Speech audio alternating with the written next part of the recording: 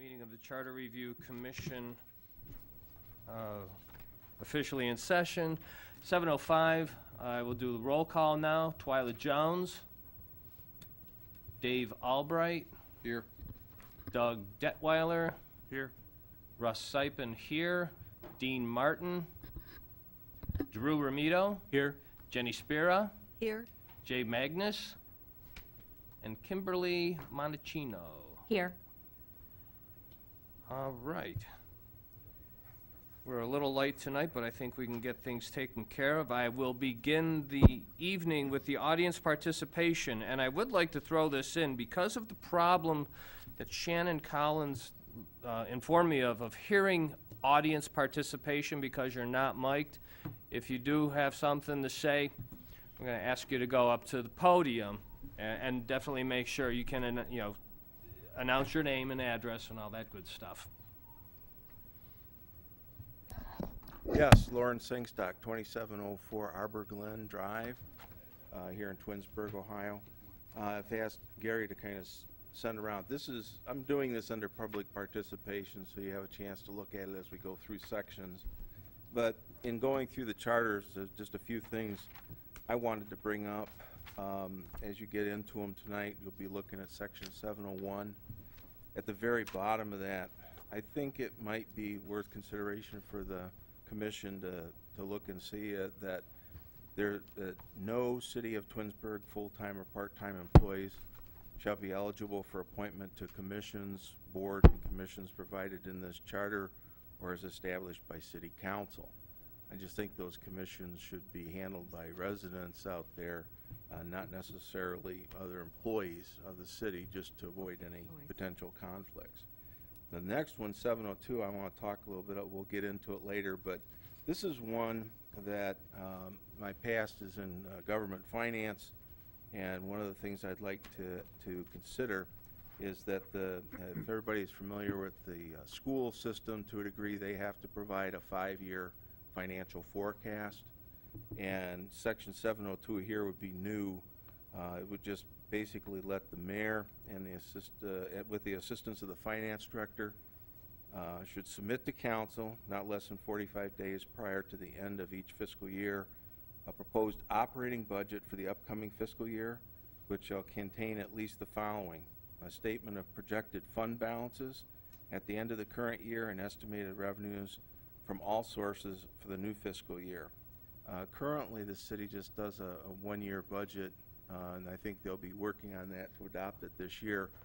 But in the past, a lot of input around the country is starting to move toward financial forecasting for government agencies. So I think it would behoove the commission to at least consider looking at doing something like that for the city. They do parts of this right now. They just don't do any of the 4-year additional forecast. And although they do capital improvements, they don't really project it out there for any length of time. And I think that those are really good financial planning tools for any community. I've worked at several that did do this and several that did not do this. And I think overall it was more beneficial to do it. If you look in there, you can read it for yourselves, but effectively it would provide for a little bit more detailed forecast in the budget forecast and capital improvements. It also requires that a written message to council and to the public should be submitted with those budgets and forecasts so that everybody can be aware of not only where we've been at, but where we're headed into and where we forecast and see us going in the future. Then also, I think it also has number 4 is a little different. That means that the finance director should submit to council during the first 120 days of each fiscal year a report on the financial condition of the municipality as of the end of the preceding fiscal year, which report shall include recommendations as to whether increase or decrease revenues may be available. The other sections in 706, go ahead. That last part you said available, but did you mean advisable? I didn't hear you. Did you mean advisable? You said available. I just want to make sure I got it right. Where are you seeing that, Drew? You said increase or decrease in revenue may be, you said. Oh, it may be advisable. Is it advisable you want? Or Well, I think I think it would be advisable because it usually is incumbent on the mayor and the finance director to, if there's going to be a shortfall, they should be the first ones bringing to council and obviously letting them know where they're headed, that they have an issue that they need to increase, and/or, you know, it's okay to decrease them too. You know, if they have sufficient funds to operate, they could look into doing that. The other one, and I just throwing these out here, the Department of Law under 706, there's just a few things that I thought I would put in there or recommend that the commission consider putting in there. And one is that currently the law director is appointed, is basically appointed by the mayor with confirmation of council. And I think that the law director position is very, very important to any community, at least any I've ever served in. They're very, very critical positions. And I think that there should be some more ties back to city council, with having city council involved not only in confirmation, but with a supermajority and not a simple majority. All of the things that I put in here, if you look at it, I've put in bold, italics, and underline things that are new as opposed to what's in the charter today. The final sentence in that portion there too is that, you know, there's no problem, at least from my perspective, of getting additional legal services, but I think any time that you're going to do legal service contracts for more than $25,000, that should involve action of council. Council should be the one approving any of those services, since they basically provide budgets and stuff to the law department. I think it'd just be another addition of some kind of transparency there. This next one is just kind of mine. I've been wondering for years. I know that every other department head and people in government are always subject to performance evaluations. However, I've never seen them done for law directors, and I think it's something to talk about and consider. At least every 2 years they should be looking at doing that. The other one in Article 9, I don't think you'll get to those tonight, but there's one there for a thought that I've always kind of considered and looked at, is that there should be penalties when elected people don't perform, other than just, quote, a recall. Those are a lot of communities around the country, not any specific that I know right here, but I think it's something to consider, that when you have people that if they don't follow their oath of office, that they do things of certain such natures, breaking the law, et cetera, felonies, other than just a recall, there should be some kind of forfeiture, some kind of payment. That kind of always comes back to the concept of it's a lot easier to spend the taxpayers' money if you know that there's some kind of a obligation or responsibility back to you directly. So that's all I'm giving. You guys can read it at convenience, but as we go through those things, I think they should be looked at. So just my input. Thank you. Talk about them. Lauren, before you leave, Russ, can I ask a question? Or Please, not? please, no, we can discuss this now since we'll be reading section 7, so by all means. Okay. I'm all charged up, man. Just All right. reverse gears. So Go ahead. this question, Shannon's coming from Drew Romito, just so she knows, because we got to fix the minutes from the last 2 meetings. Well, I think it pick up on your mics. Just for the record, my mic, my little microphone over there, it picks up everybody just Oh, fine. really? Oh, good. So on section 706, just clarification on this, Lauren. Okay. You know, it says, I guess the third highlight, when you said he or she shall have a minimum of 5 years of practice or knowledge in the field of municipal law. So what you're saying is they wouldn't have had to practice in it? They could just have, I don't understand that, a knowledge of it. Well, the difference would be is, for instance, like you a lot of times will have people in various legal firms that can be your law director. The person who may want to take on the responsibility of it may not have the 5 years of actual experience sitting in the law director's seat, Okay. but they may have considerable knowledge of dealing in municipal law. As you know, it's a very vast field, and it's hard to find somebody who's well-rounded in all aspects of municipal law. But if you have the knowledge of it, I think that that's an important consideration, not just sitting in a seat or filling a chair. Thank you, Lauren. The question? It's our last charter review that actually set the criteria and threw that 5 years Right. in there. And the only concern that I would have is the or knowledge part. It's very broad. Right. You know? You could almost make an argument that somebody, I don't know, somebody serving on a charter review commission who was also an attorney. Right. Oh, I wouldn't say that that person wouldn't necessarily. I think when you have an attorney, I mean, there's all kinds of arguments you can have for the special field of municipal law. And I'm not an attorney, but I've dealt enough in government to know what it's about. It is rather specialized in some regards, but it depends on whether you're looking at an individual or a firm. Those are considerations to look at. You could either put they should have knowledge or be knowledgeable of, because you may have people that have never sat in a law director's seat, might have 20 years experience outside of that area working in a firm. So you could have a considerable knowledge, but not necessarily just 5 years of sitting in a seat as law director. So, I mean, I think it's something to look at. It's kind of like, you know, when you do job applications, a lot of times they'll say, you know, if you have a bachelor's or a master's or 10 years actual experience will be the equivalent of. It's one of those kind of or things, I think, that I was thinking of in there. Okay. Thank you. Yeah. Put a lot of work into this, thanks. Well, it's kind of what you do when you're retired. Yeah.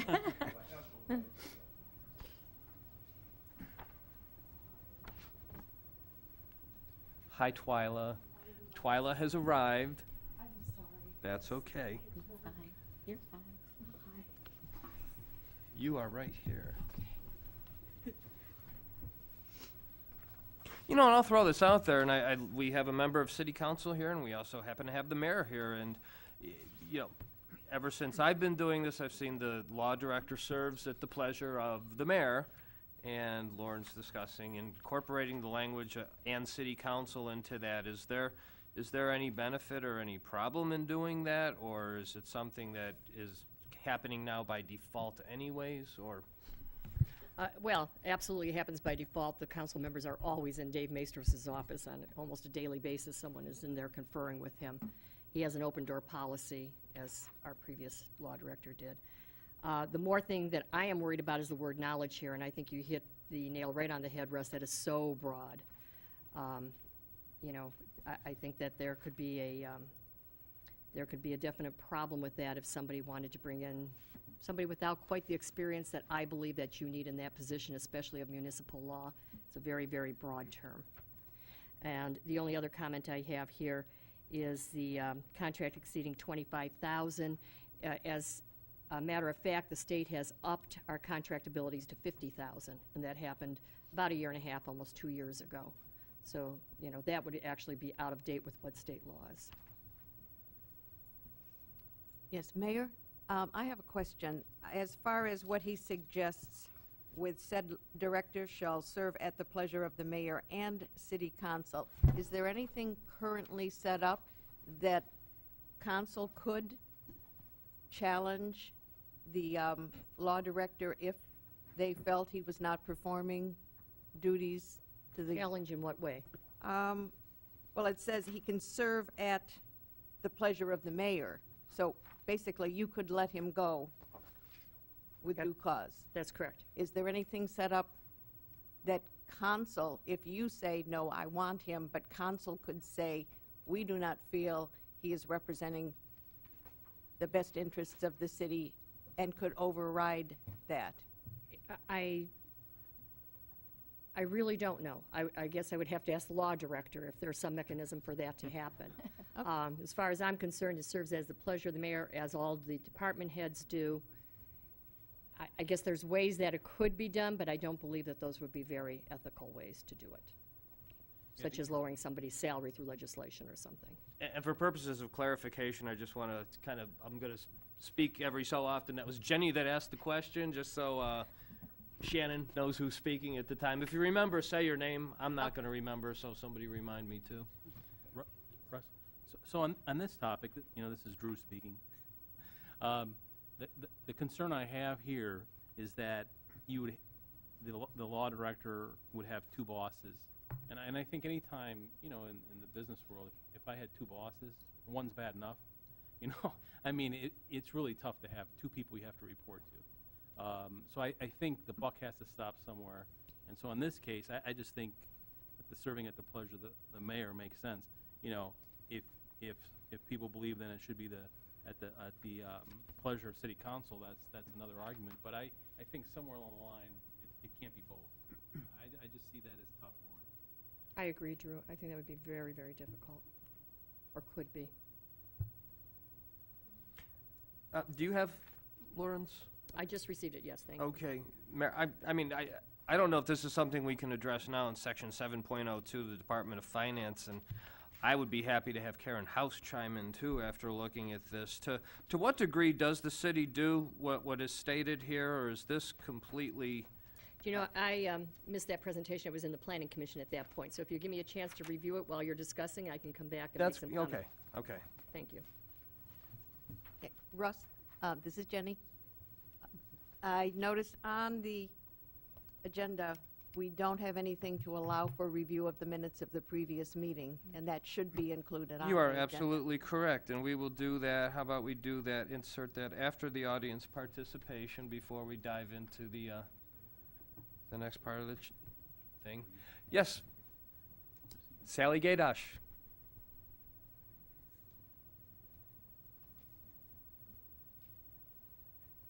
Sally Gaydosh, 9250 Liberty Road, Twinsburg.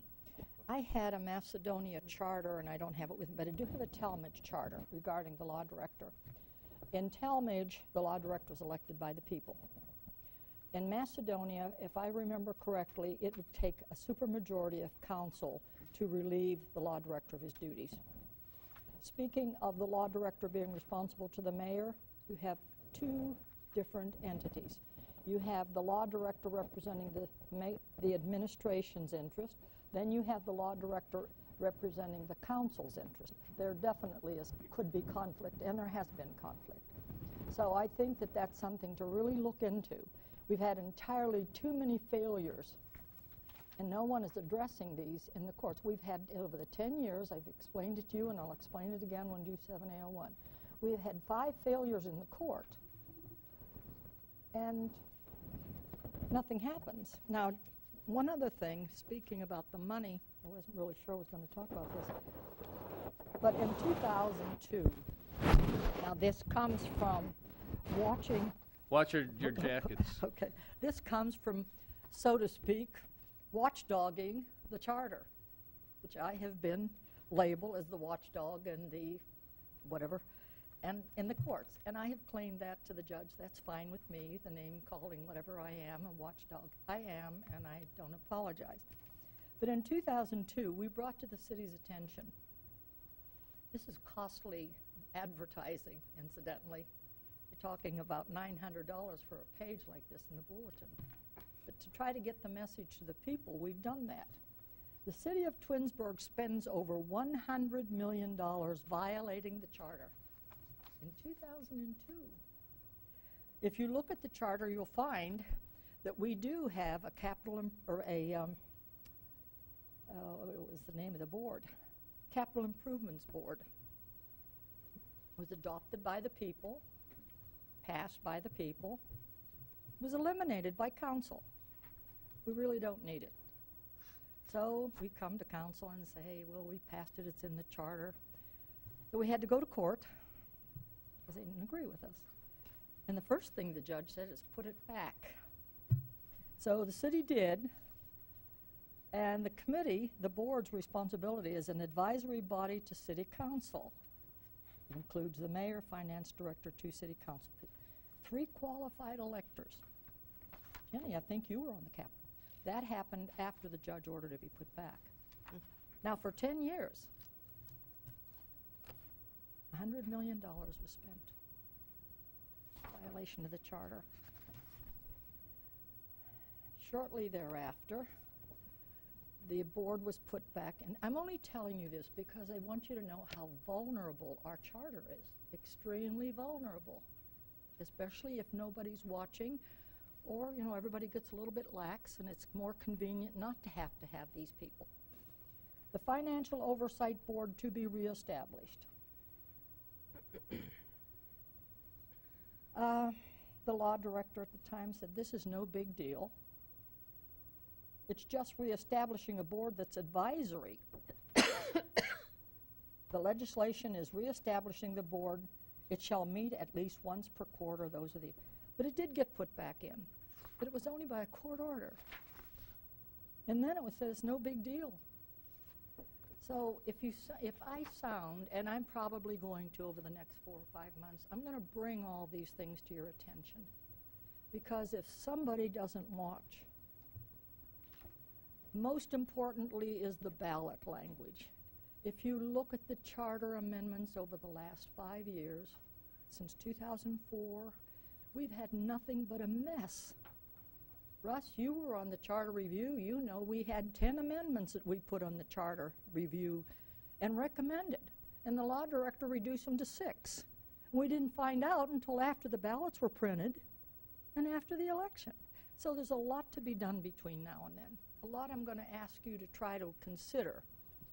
Consider the fact that, and I mentioned this to the commission or to the council when they were interviewing people. I said, make sure that your Charter Review Commission has all of the necessary information before them before these things go on the ballot. Make sure that they understand. The ordinances are written by the law director from the Charter Review Commission. But when they're changed after the Charter Review Commission submits their proposals, and the ballots are written so that you don't have any authority to even say what's on the ballot. What we did, Russ, I think if you recall, we requested that those ballots come to us before they are submitted and printed. We asked that we sign off on them. That never happened. But it's because you have to keep such close tabs. And one of the amendments, so in 2004, we realized in 2011 they weren't properly advertised, only because we went backward and said, gee, what happened to what we voted for? Or what happened over here? Finally, in 2012, after almost 8 years, those were published in the paper properly. And the reason they weren't published, or is I was trying to do a campaign on an issue and I couldn't find it in the paper. I was told it wasn't published. That's an absolute demand, not by the city, but by the Constitution. You must advertise these twice. And in the advertisement, you have to say, what is the old language? Then you also have to say, this is the new language, so the people can compare. This is the way it was. That's not happening. These publications are so sporadic, and unless you watch the legal news, you can't find them. So I'm just asking you to try, and I'll try to help, because this is a serious job. You're going to find in 4 or 5 months that you have a lot of responsibilities here. So when we make recommendations from the floor, or if I make a recommendation as a past Charter Review Commissioner member, it isn't because I have an agenda against somebody.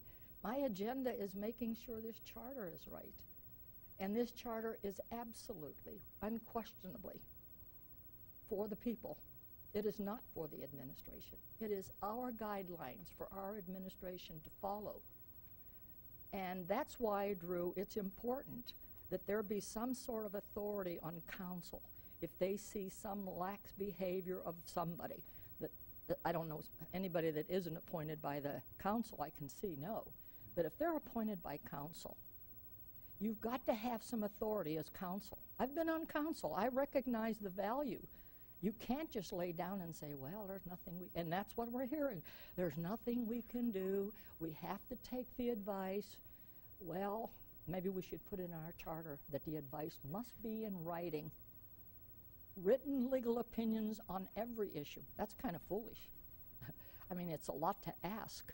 But when there's an issue and you're in court 5 times, a councilman should be able to go and say, gee, I took the advice of the attorney, law director, and this is his advice right here in writing.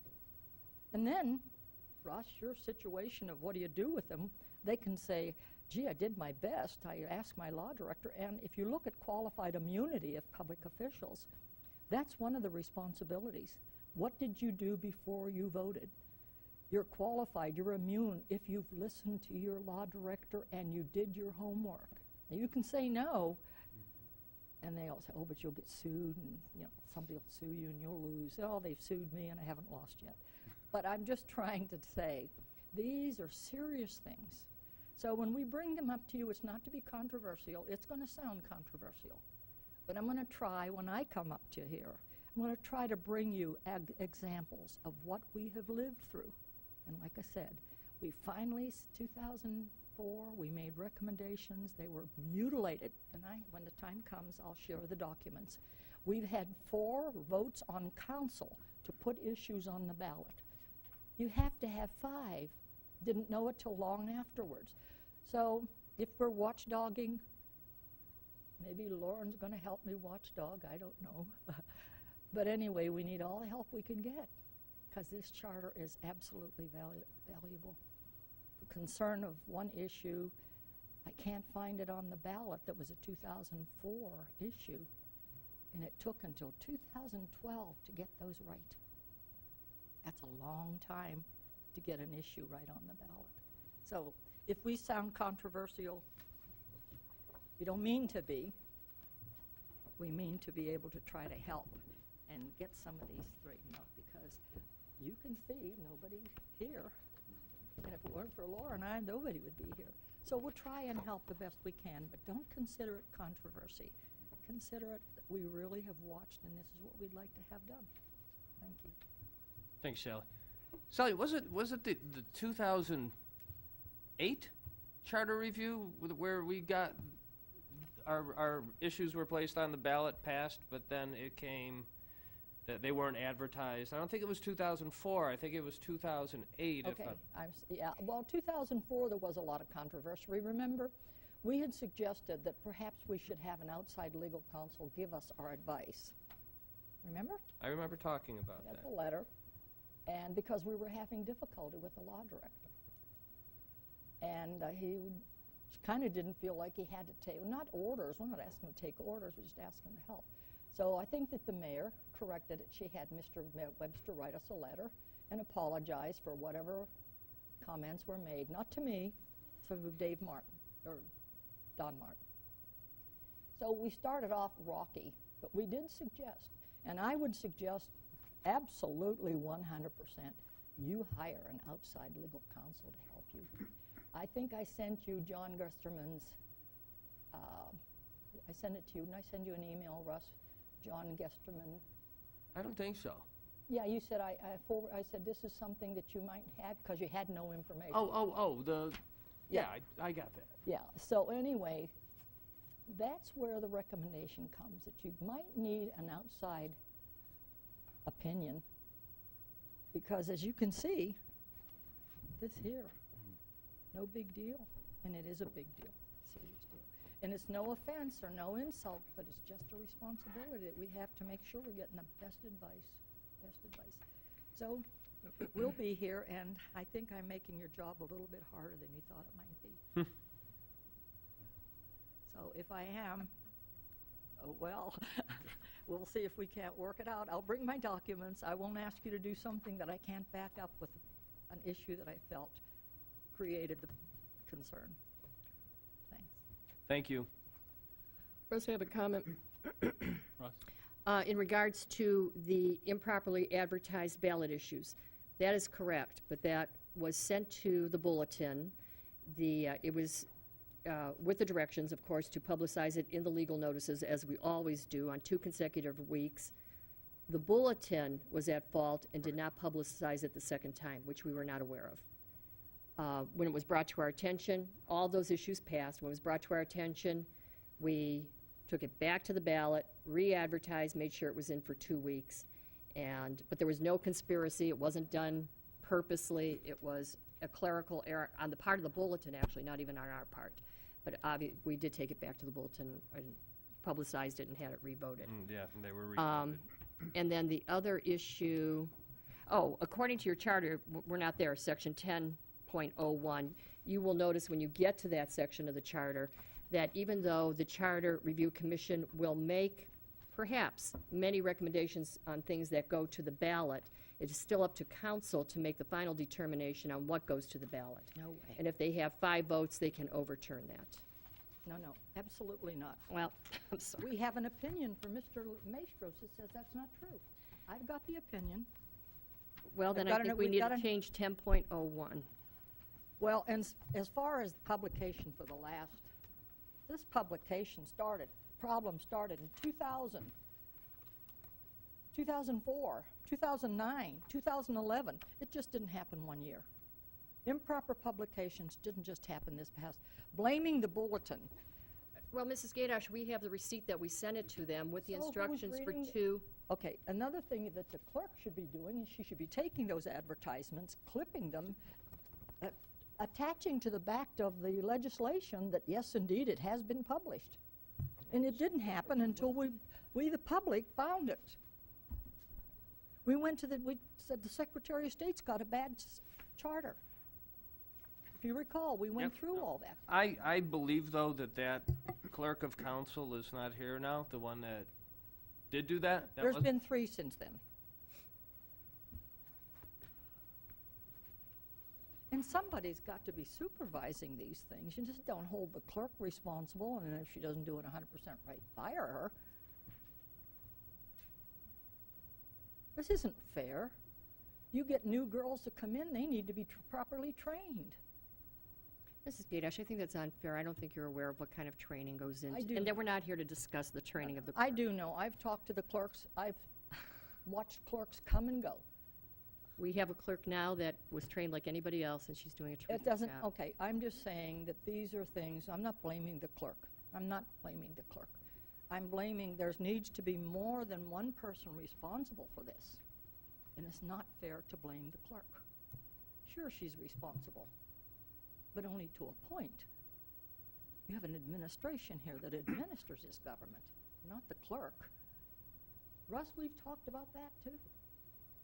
And I think your letter to the council noted that you were not picking fault with the clerk.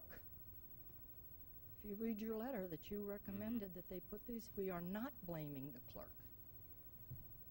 Very lax, and so I just ask that you address these things. Thank you.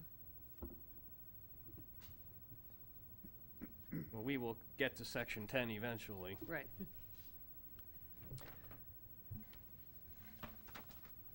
All right, before we get to old business, does anybody have any comments on the minutes that were submitted?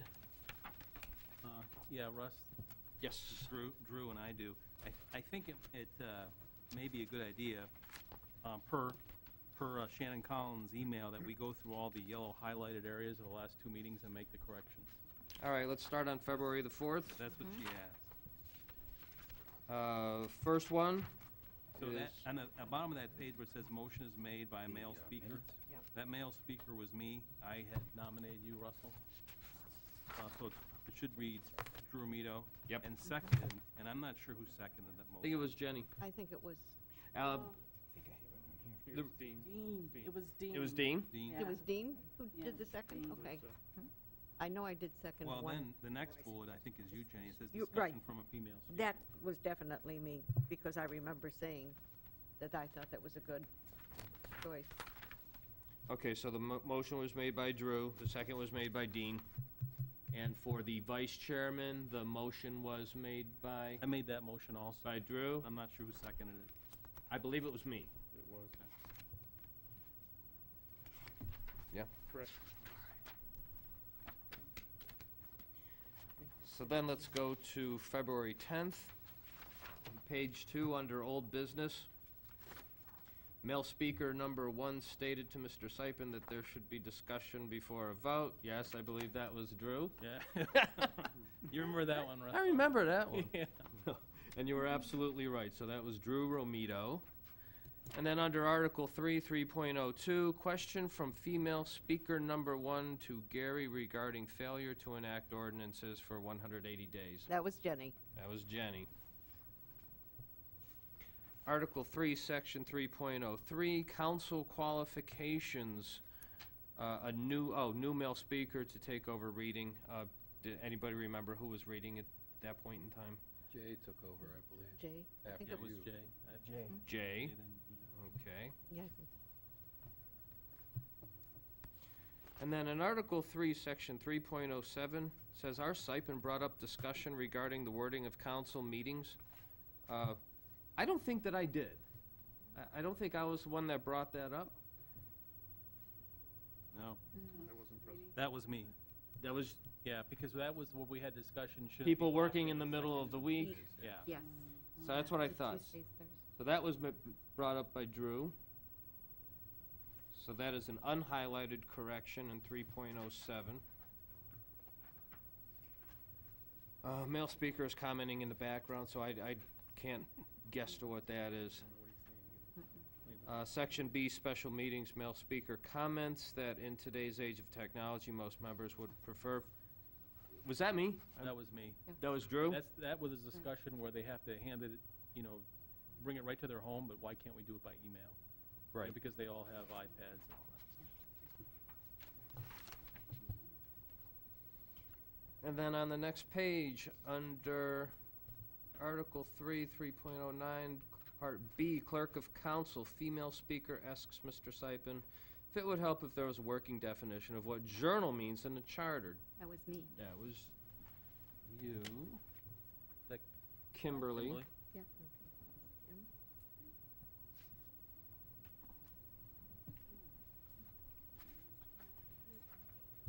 And then somebody picked up reading. Well, once It was again, Dean. Was Was that it Dean you? Martin, wasn't it? Yes. that was Dean Martin. Started reading Article 4, Section 4.01. An unidentified male speaker has question regarding the primary. That was me again. Yep. That's Drew. So when in doubt, just blame Drew. Yeah, I'm the next one too, Russell. About the discussion of the number of lines of succession. Article 4, Section 4.04, unidentified male speaker, that would be Drew. And the next one's mine also, on the top of the next page. I had asked the mayor if 10 days was sufficient time. Male commission member states that in the city manager form of government, the city manager is selected by council. I know that was not me. That was me again, Russell. Right, Drew. New unidentified female reader reads the following. That was Jenny. That was me. Yes. Unidentified male speaker had a comment regarding 3.07 in reference to the timing of the summer month-long break for council. Gary didn't? That was me. Yeah.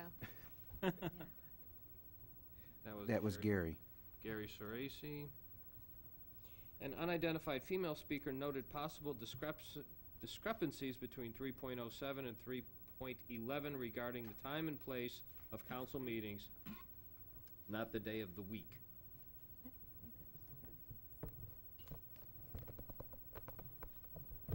Me.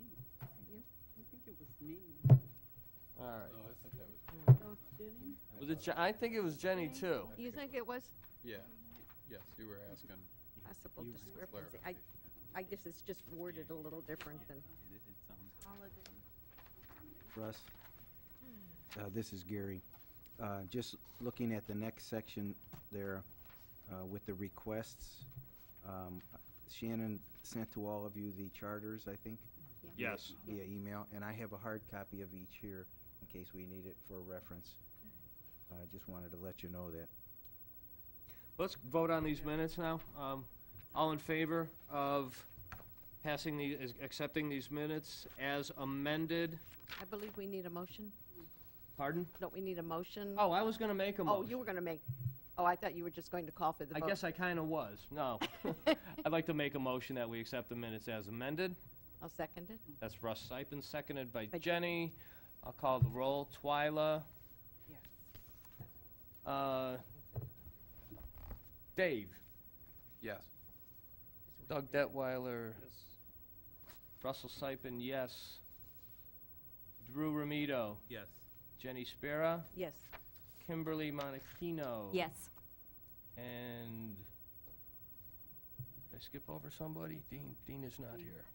All right, so we've passed that. They are accepted as amended. And Russ, this is Jenny. I'd like to request that once the corrections are made, Shannon email all of us updated, corrected copies of the minutes. Very well. It is so, I'm sorry, this is Doug speaking. Is there a timeline when we will get those minutes that we can expect them 5 days after the meeting or? Do we know that, or is it just subject to her workload? I think it's subject to her workload, but if I'm not mistaken, I think she has somebody assisting her, so I'd ask Shannon that she has them to us by Friday, since our meetings are, we're gonna try and do them weekly. I would agree. So I think that makes sense, and that's what she had done last week, so. Okay. All right. I would like to add something too about one of the bullet points that Gary cleared up, and the other one was need clarification of law director to define the word journal. And I'll tell you what, because Where is that, Russ? I'm sorry. that is the second to last page of the minutes, the second set of minutes, the minutes from February 10th. So you see some bullet points down. Okay, carry on. So Shannon did inform me she is still looking for these charter books, which were handed in by the last Charter Commission. We did receive from Shannon copies of Solon, Macedonia, and Stowe charters. Need clarification of the law director to define the word journal. Doesn't mean minutes. And I'll tell you, I looked and looked and looked and looked, and I talked to Dave Maestros. He returned my phone call. You could hardly find anything online that has a stiff definition of journal. And in talking with Dave, he would define journal as the recording of council actions at council meetings and legislation. Yes, Mayor? I actually have a little show and tell today.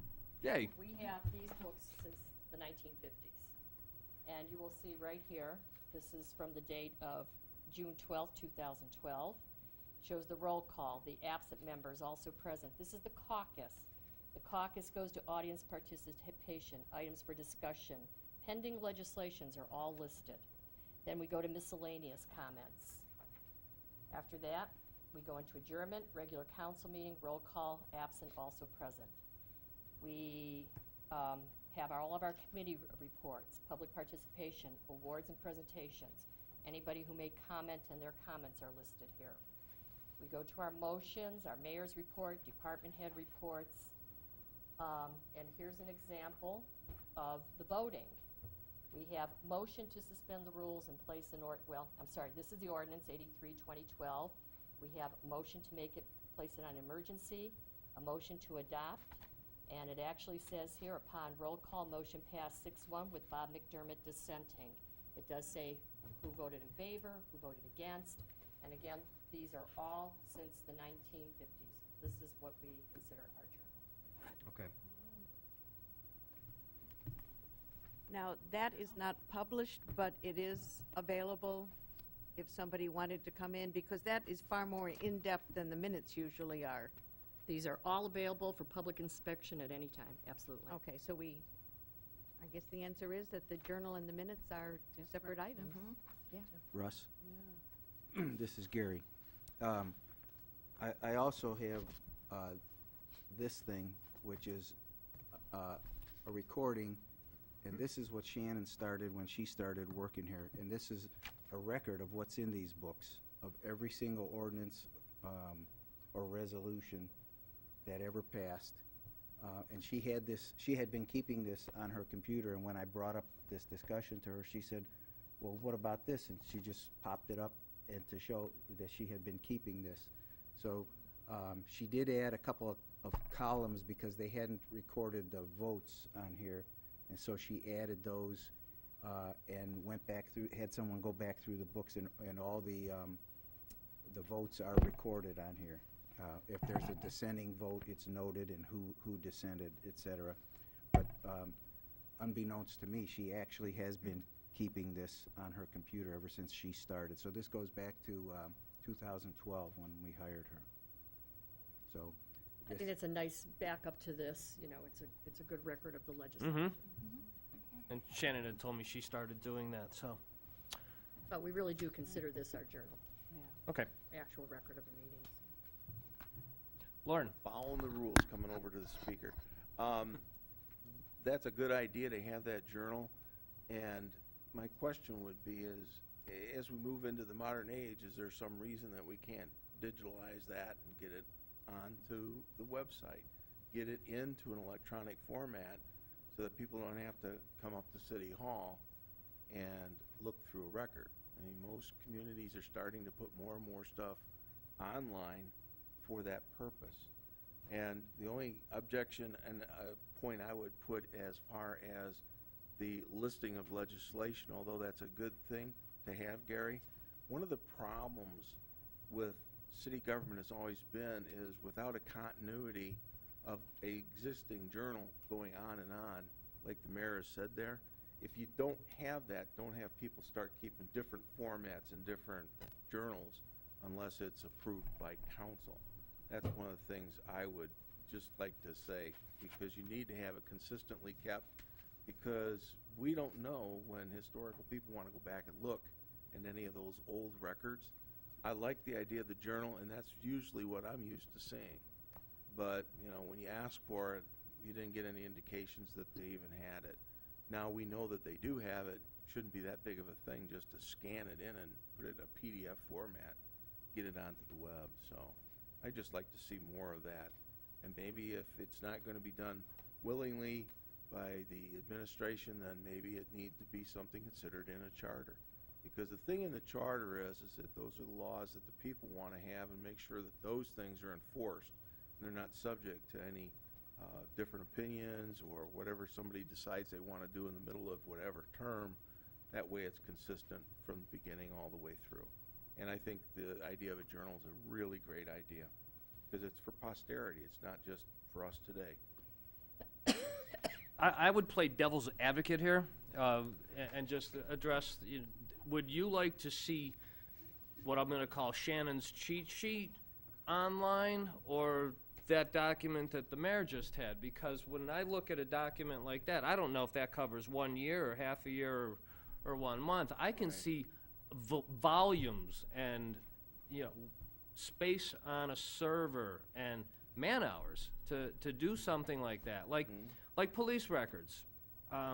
Police records aren't online, court records are. Police records are, you have to go to the police station if you want to see something. Yeah, I don't know. It seems to me like with city government that runs relatively thin, unless you could have somebody who is almost volunteering to do an intern or something, that may be a project. So what were you talking about, though, Lauren? I'm thinking more in line of the journal, because the listing of the legislation is effectively already online right now. I mean, you can go to any one of the years. The one thing that would be nice about a spreadsheet covering multiple years is you can do a search of that. And I don't know what the capabilities of the IT department here at the city is, but, the city is fortunate. They have a full-time IT department with, more than one person in, as far as I can tell. And so when you look at scanning documents and putting them into PDF, I mean, to me, unless those journals, if they want to start at a point in time, start here. You don't have to go back for the last 50 years as long as it's available here. I'm more interested in moving forward into the future. They have some kind of a standard so that what our city does is available out there. So, and the idea of an intern is a great idea too. I mean, I've seen cities do that for projects like that, just so that it is available. And storage space is getting a lot less expensive than it used to be. And things of that nature, maybe out in the cloud, they can eventually put those out there too. Eventually, I'm looking at trying to make things easier here, because if I can search for it without involving Shannon and department heads and everything else, I'm going to save them more time and energy than it's going to take to just scan stuff in and put it in a PDF.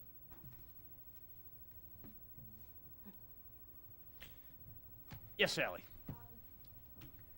I think by the next meeting, I might be, there at one time was this exactly what we're talking about on the internet, absolutely. It listed the ordinance, it listed the name of the person who made the motion, it listed the yeas and the nays, and it was done by year. I found it on there. I don't know, did you ever find it, Lauren? I found it. Okay, I found it, and if I can pull it up again, I'll print it. It was at one time on the internet. It was on the. Mayor, is that online on that site that we also keep our charter on, and that everybody else keeps their charters on? What specifically? This came under the council. If you clicked onto the council and you go into their documents, I don't know why it's listed that way. Lorna, maybe you can help me. If you go on the original page, and it says council, legislation, library. If you go on council or government, it'll bring up council, bring up all their pictures. Then it talks about their legislation for the year 2001 to 2020. You click on anyone. Early on, Yeah, that's out there, but it's only in one place where you get that listing, kind of like what Gary has, where it'll just list for the whole year. it's there, or it's been there. It's not there for the latest, most recent years, though. No. And one other point I want to make, not a debate, and this comes from the municipal government of Ohio, and it identifies the process under the Constitution of election to adopt the charter or make amendments. After the work of the Charter Commission is completed, it has prepared a legal document known as the proposed charter or the changes. Is the submission of the issue of whether or not the particular charter proposed by the Charter Commission shall be adopted. That would be your amendments. The election on the adoption of the charter will be held at a date fixed by the commission. You fix the date of the election. May be a general, primary, or special election within 1 year after you make the recommendation. So it has to be done, because this is constitutional power. This has nothing to do with legislative power. So I have a question. This is Drew again. So are you saying then that the charter we have is incorrect by state law when it says the council shall by affirmative vote of 5 or more of its members submit to the electors any proposed amendment? Sure, after you make the legal document to them. That's where you vote. Right. And you say, this is our, we have voted, and this is our legal document of your 5 months collection of information. And this, in the process of doing this, you're always in touch with the law director. He's always telling you, this is what we want, and they say, how should we write it? He writes the ordinances. You amend them, you correct them. It's back and forth. Your law director's very involved with you. Right, Russ? Mm-hmm. And if you say that's not exactly what we mean this, then he amends that ordinance. But after you make the decision it's not amended, you have to sign off on all those. And once you sign off on them, then it's reduced down to a ballot. I saw a ballot just recently that was adopted, changed the charter. It didn't even have the section. So one of the questions I have then, because this is Drew again. One of the questions I have, because I read the minutes from, the last charter review, and I know there was question on this, is once we come up with the charter amendments, do they automatically go to the ballot, in your opinion, or? If your law director's keeping abreast with you, Mhm. and he tells you, yes, I'll write that ordinance to satisfy what you recommend. You're the recommending body. You're the Constitution here Yeah. today, not council, because you're doing this for the people. Mhm. Once you say, yes, Mr. Law Director, you have said exactly what we want to say in our legislation, and now reduce those 3 pages to 4 sentences on a ballot. And make sure, because it says that it shall be reduced into a reasonable ballot. But just say, do you want to change the charter? Yes, no. You got to say at least a section, Thank you. okay? I have a couple comments here. For one thing, after we submit it to the Board of Elections, they sometimes change our ballot language. You have to sign off of them, Yeah. and so does the Secretary of State. Absolutely, but believe me, once they change it, they don't want it coming back for us for revision. have- They've you sent have it a to us, and they responsibility to say, get it this is back. what we want. Also, I have, Mr. Chairman, a point of order here. Are we going according to Robert rules? We have public participation, and then it's supposed to be a Charter Review Commission meeting? We are, and I think we were still kind of in the old business thing, but we are getting up and we are getting behind schedule too, so Oh, I do. I questioned that in your first meeting. You're No, going- right, and I did say that, you'd be able to address things, absolutely. Okay, thanks. During the meeting? Is that, During the meeting. I mean, we've done that before in the, all right, With well, charter it's your review of the meeting. past. Just want to know what the rules are here, because this could go on for a very long Yeah. time. no, Russ, I really think that's something that we should discuss and vote on, how we're gonna run these meetings. I'm all for that. Yeah, because, I don't want to have to be on you, to make that decision, and if there's but, I don't know if we have to discuss it right now, but we should discuss the format of the meeting. If people like the way it is, or if they want discussion in the beginning, or throughout, or whatever, I think we need to have that This is discussion. Doug speaking. I would definitely propose, audience participation at the beginning, but it is hard to follow jumping around section to section. If we can get in and go section by section, I think that's gonna be a lot more productive. Certainly have as much feedback as possible during those sections, but when we're on it, we should try to stay there. Okay. Do you want to make a, Oh, this is Jenny. We're not done with discussion yet. Yeah, to an extent, I think the Robert's Rules of Order are very good. But considering what we're doing here, I know it's hard, but there is knowledge in the audience that can help us. It does slow things down if you just allow people to come in and talk at any point while we're reading through and discussing various sections. But what I might suggest is that we amend the agenda to allow comments at the end. So if there was something that we discussed, that possibly some comments might be made that would help us in a section we have just discussed, that be allowed, so that we do get that extra depth.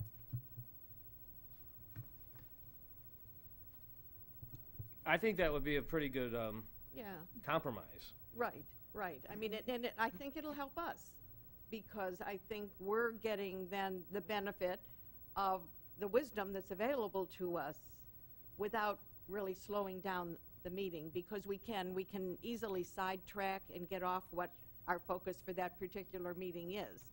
But there are things that I think we could benefit and not wait until the next meeting for our audience participation. I think it would be better while it's all fresh, what we discussed in our minds, to allow a little feedback. So Jenny, are you suggesting moving actually the audience participation to towards no, the I'm end, or actually having both saying- audience participation? Actually, I'm saying allow a brief comment period and not to exceed 5 minutes per speaker at the end, just to reflect on what we discussed, to add or supplement to what we discussed. Still allow audience participation at the beginning, because the agenda does state what we're going to be discussing. At the end of each section or the No, end at of the the- meeting? Before the meeting is adjourned, if any additional comments would like to be made relative to something that we discussed at that meeting.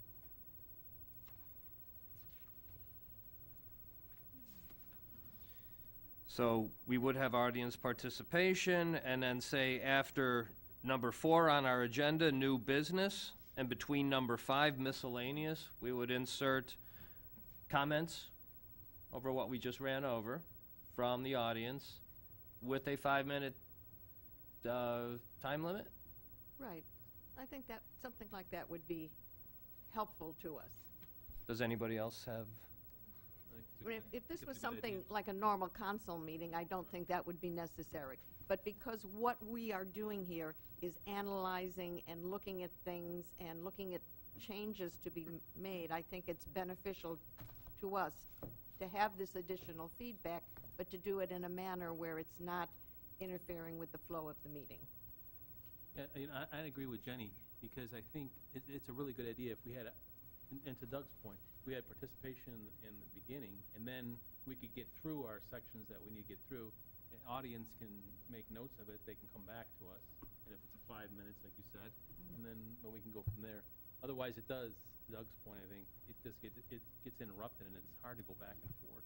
I agree. Yeah. The continuity just isn't there. You want to make a note? What about substituting comments in with miscellaneous? Well, I mean, you could keep miscellaneous in there, and it could be something we check off after Yeah. 5 seconds of consideration in a meeting. I mean, Okay. so, I mean, comments are really for the audience. Miscellaneous would be things that we would perhaps be Want to bringing up. Right. discuss. Right. Let's get lengthy. So we would actually Yeah. insert that behind miscellaneous?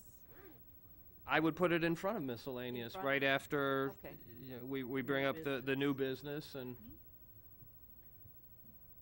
does that audience- sound good? Audience comments? We can call it audience comments.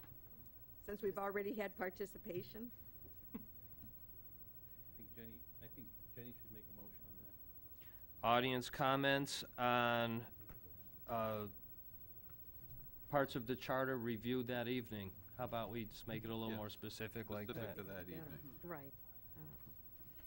Okay, so I make a motion that we insert on the agenda as item 5, audience comments to be limited to no more than 5 minutes per participant and relative only to information that was discussed during that evening's meeting. So a motion is made by Jenny. Do I have a second? I'll second it. Drew seconds it. I'm just gonna go right down. All in favor, say aye. Aye. Aye. Aye. Are there any opposition? All right, it's passed. So let's get down to our actual charter review for the evening, shall we? Let's do it.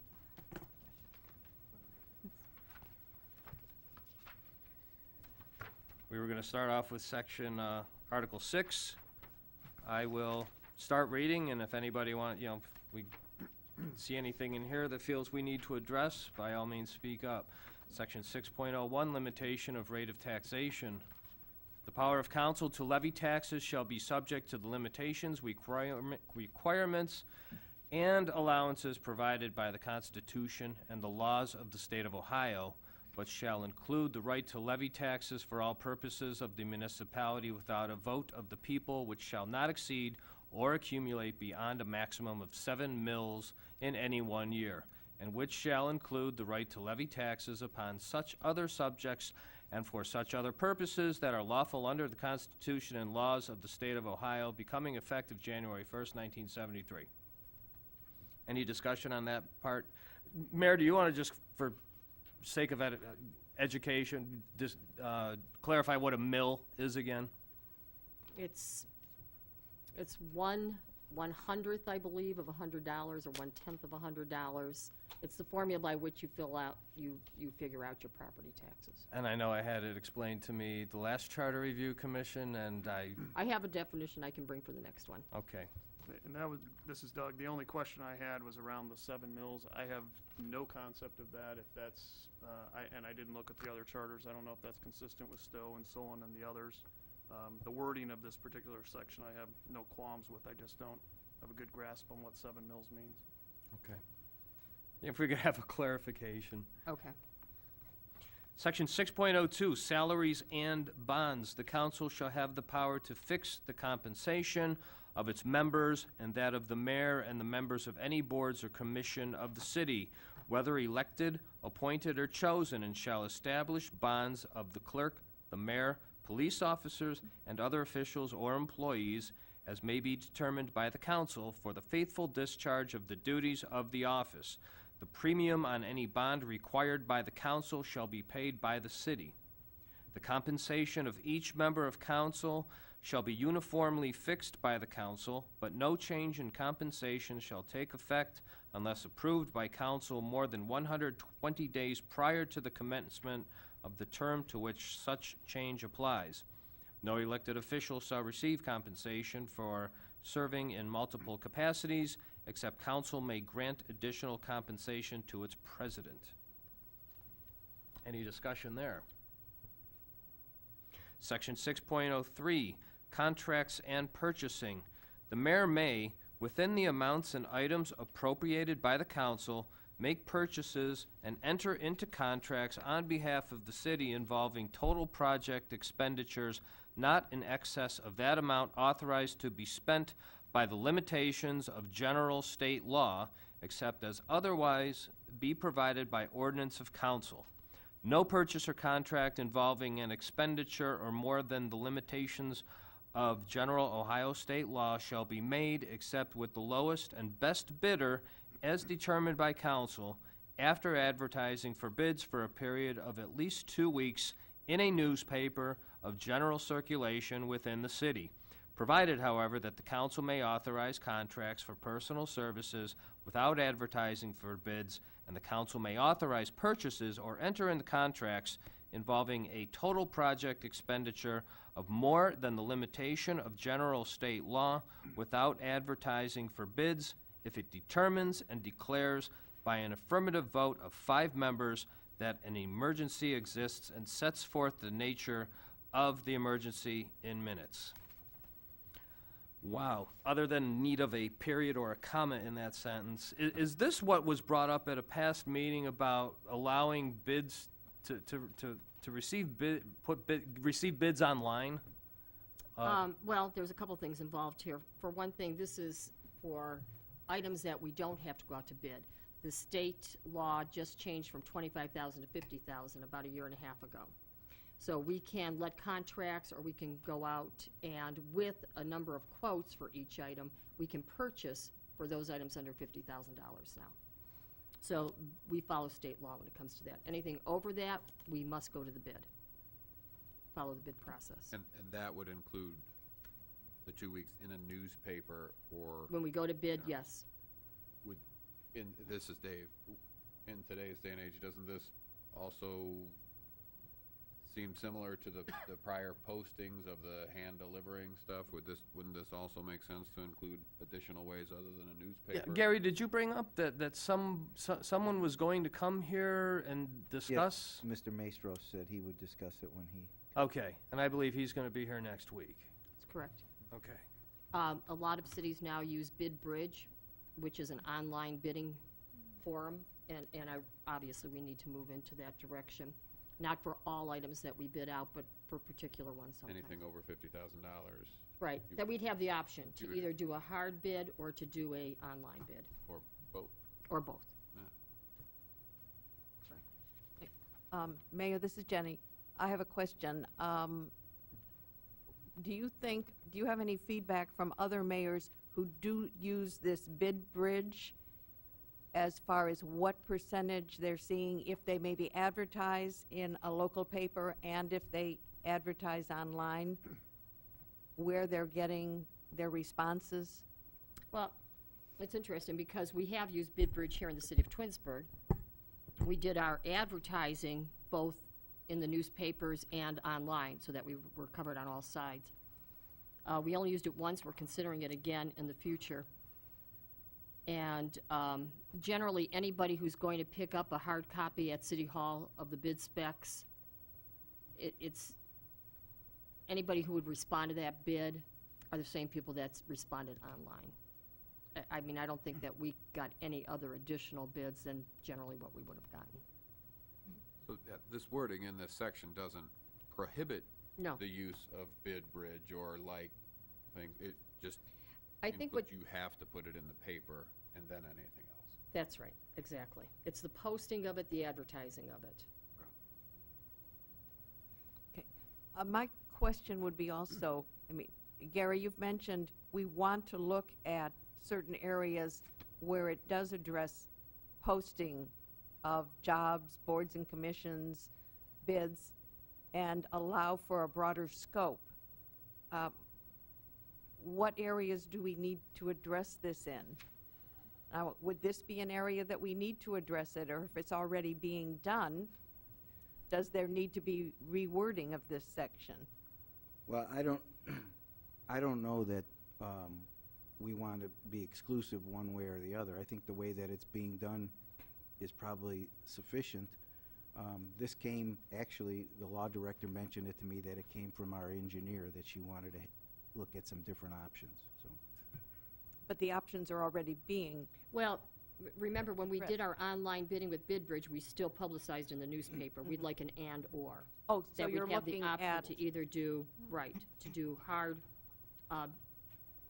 notification or do online notification, depending on what we were purchasing and what would be appropriate. And then when you talk about postings, we're talking about other things too. We give general notification for different projects, post those at the library. We'll get into this a little bit more, but the places that we have for hard copy posting now are maybe not relevant anymore. So those are some of the things we want to look at. Like Giant Eagle? Right. Nothing against Giant Eagle, but It- what newspaper do we advertise in for these bids? The Twinsburg Bulletin? Generally, the Bulletin. What would happen if the Twinsburg Bulletin went under? It's not like papers don't go under these days. I mean, the plain dealer's down to 3-day circulation. Well, that's That's our probably whole a reason point. you want to address We have to move this. to online. Line. Yep. Yeah. It does seem like some consistent, and this is Dave again, it seems like some consistency would make sense, though, not here or there. You know, if it's always posted online, and then, you know, then you would know where to look for these postings, as And I- opposed to, I need to look at the library, oh, it's not there, maybe I should look online. And I think that's what we're transitioning to. Until that all happens and it's all online, we need to be able to do our hard postings and notifications and. Okay. So is that something we'd want to work into the charter that, you know, by this date, it would be all electronic, that we would have sort of a transition date, I'd have to talk to our engineer and see if that's feasible? if she feels that that's feasible. Was she going to be here eventually to If you speak? want her to come in, sure. I mean, if she wants to. Okay. Otherwise, was Dave going to address this? Dave was going to address that, but I can get comments from her or have her come in. Okay. Shall we proceed with Article 7? Administrative Departments, Commissions, and Boards, Section 7.01, General Provisions. The city shall have a Department of Law, a Department of Finance, Department of Public Works, Department of Public Safety, Department of Parks and Recreation, and Department of Community Planning and Development, and council shall provide by ordinance for the organization and duties thereof not provided in this charter. The city shall have the following commissions, boards, and commissions. Number 1, Civil Service Commission. Number 2, City Planning Commission. Number 3, Board of Zoning and Building Code Appeals. Number 4, Parks and Recreation Commission. Number 5, Capital Improvement Board. Number 6, Architectural Review Board and Historic Preservation Commission. Number 7, Districting Commission. Number 8, Environmental Commission. Number 9, Charter Review Commission. The council may, by ordinance, establish additional departments and commissions or divisions thereof, and provide for such boards, officers, and employees as it may deem necessary.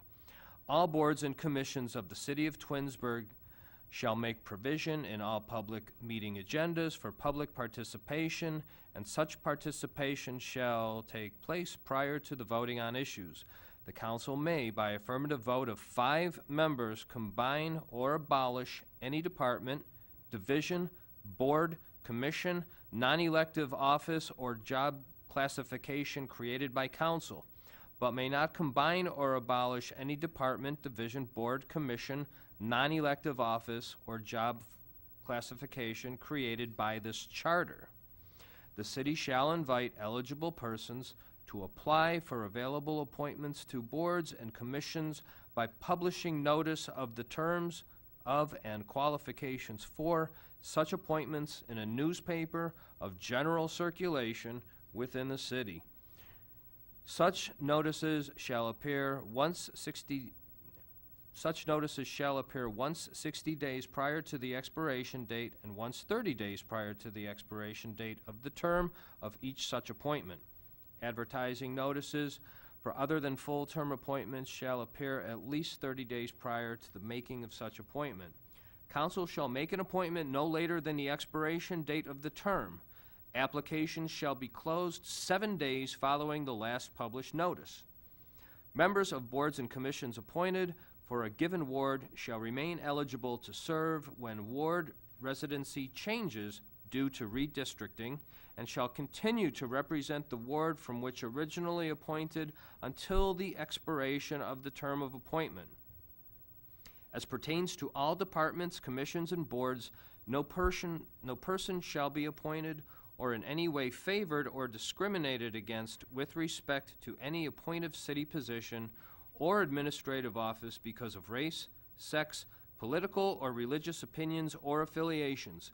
No elected officer or appointed employee of the city, whether engaged full-time or part-time, shall have any interest in the conduct of his or her office other than his or her fixed compensation, nor shall the public office be used to promote a monetary advantage or to create any conflict of interest as such is defined by the laws of the state of Ohio.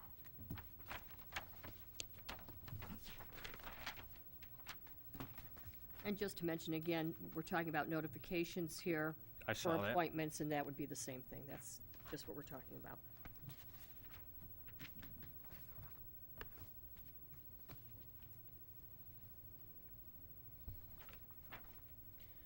All right, I got a couple paragraphs left in me, so somebody start warming up.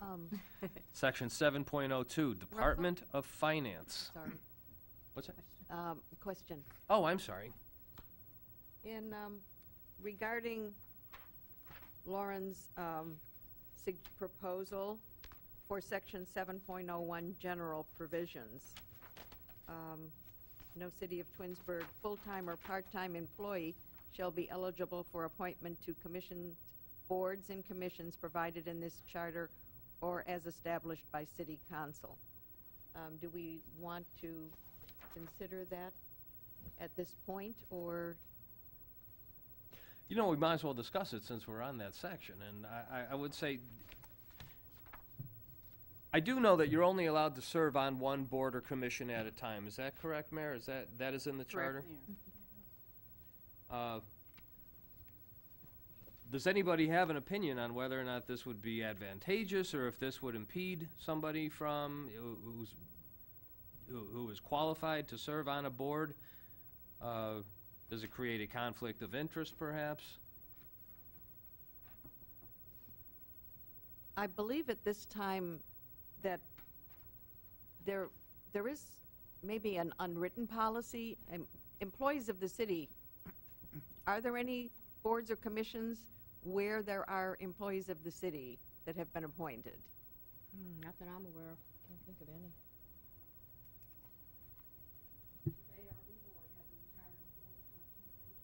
Well, retired employee. No, well, from PERS, not from the city.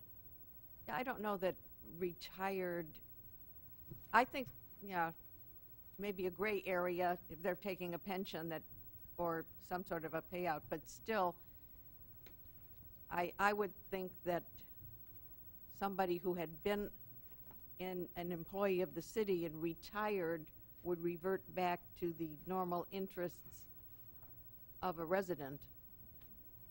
Correct. It's But a- I it's an don't know if employee of the maybe city. this is something that we do need to consider putting in, because it is not stated, even though at this point in time it's not being done.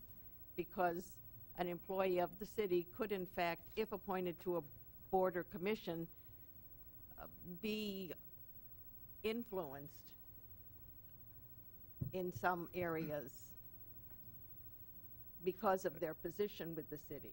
I don't know that I want to preclude somebody from participating just because of their city employment. If they work for the city, Yes, I think, although I think they would have to be But there certainly could be- vetted, Yeah. but they would still have to be approved and go through the entire process still. Yeah, and I agree with you, Doug, this is Drew. You know, when you look at some examples, you could have somebody that was a lifeguard Yeah. who wants to serve on a recreation board or something, and they wouldn't be able to.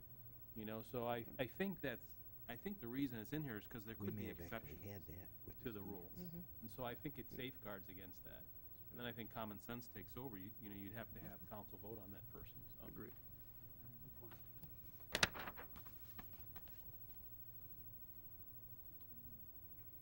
Jenny, is there an example in your head that you think where it could create a problem, or? no, well, I suppose depending on the board or commission, there could be in certain areas a conflict of interest.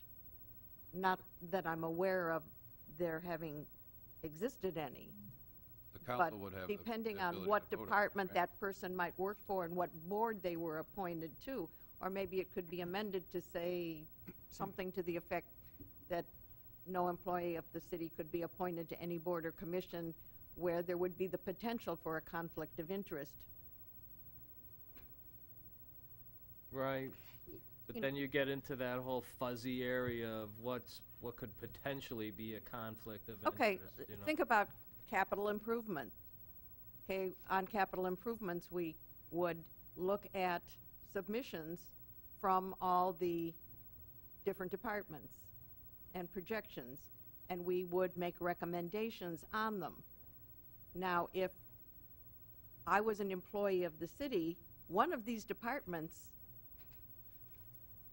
I am going to be accountable to. The Would that council- put me in a difficult position if maybe it was Park and Rec and they wanted something? Wouldn't the council consider that, though, before appointing you?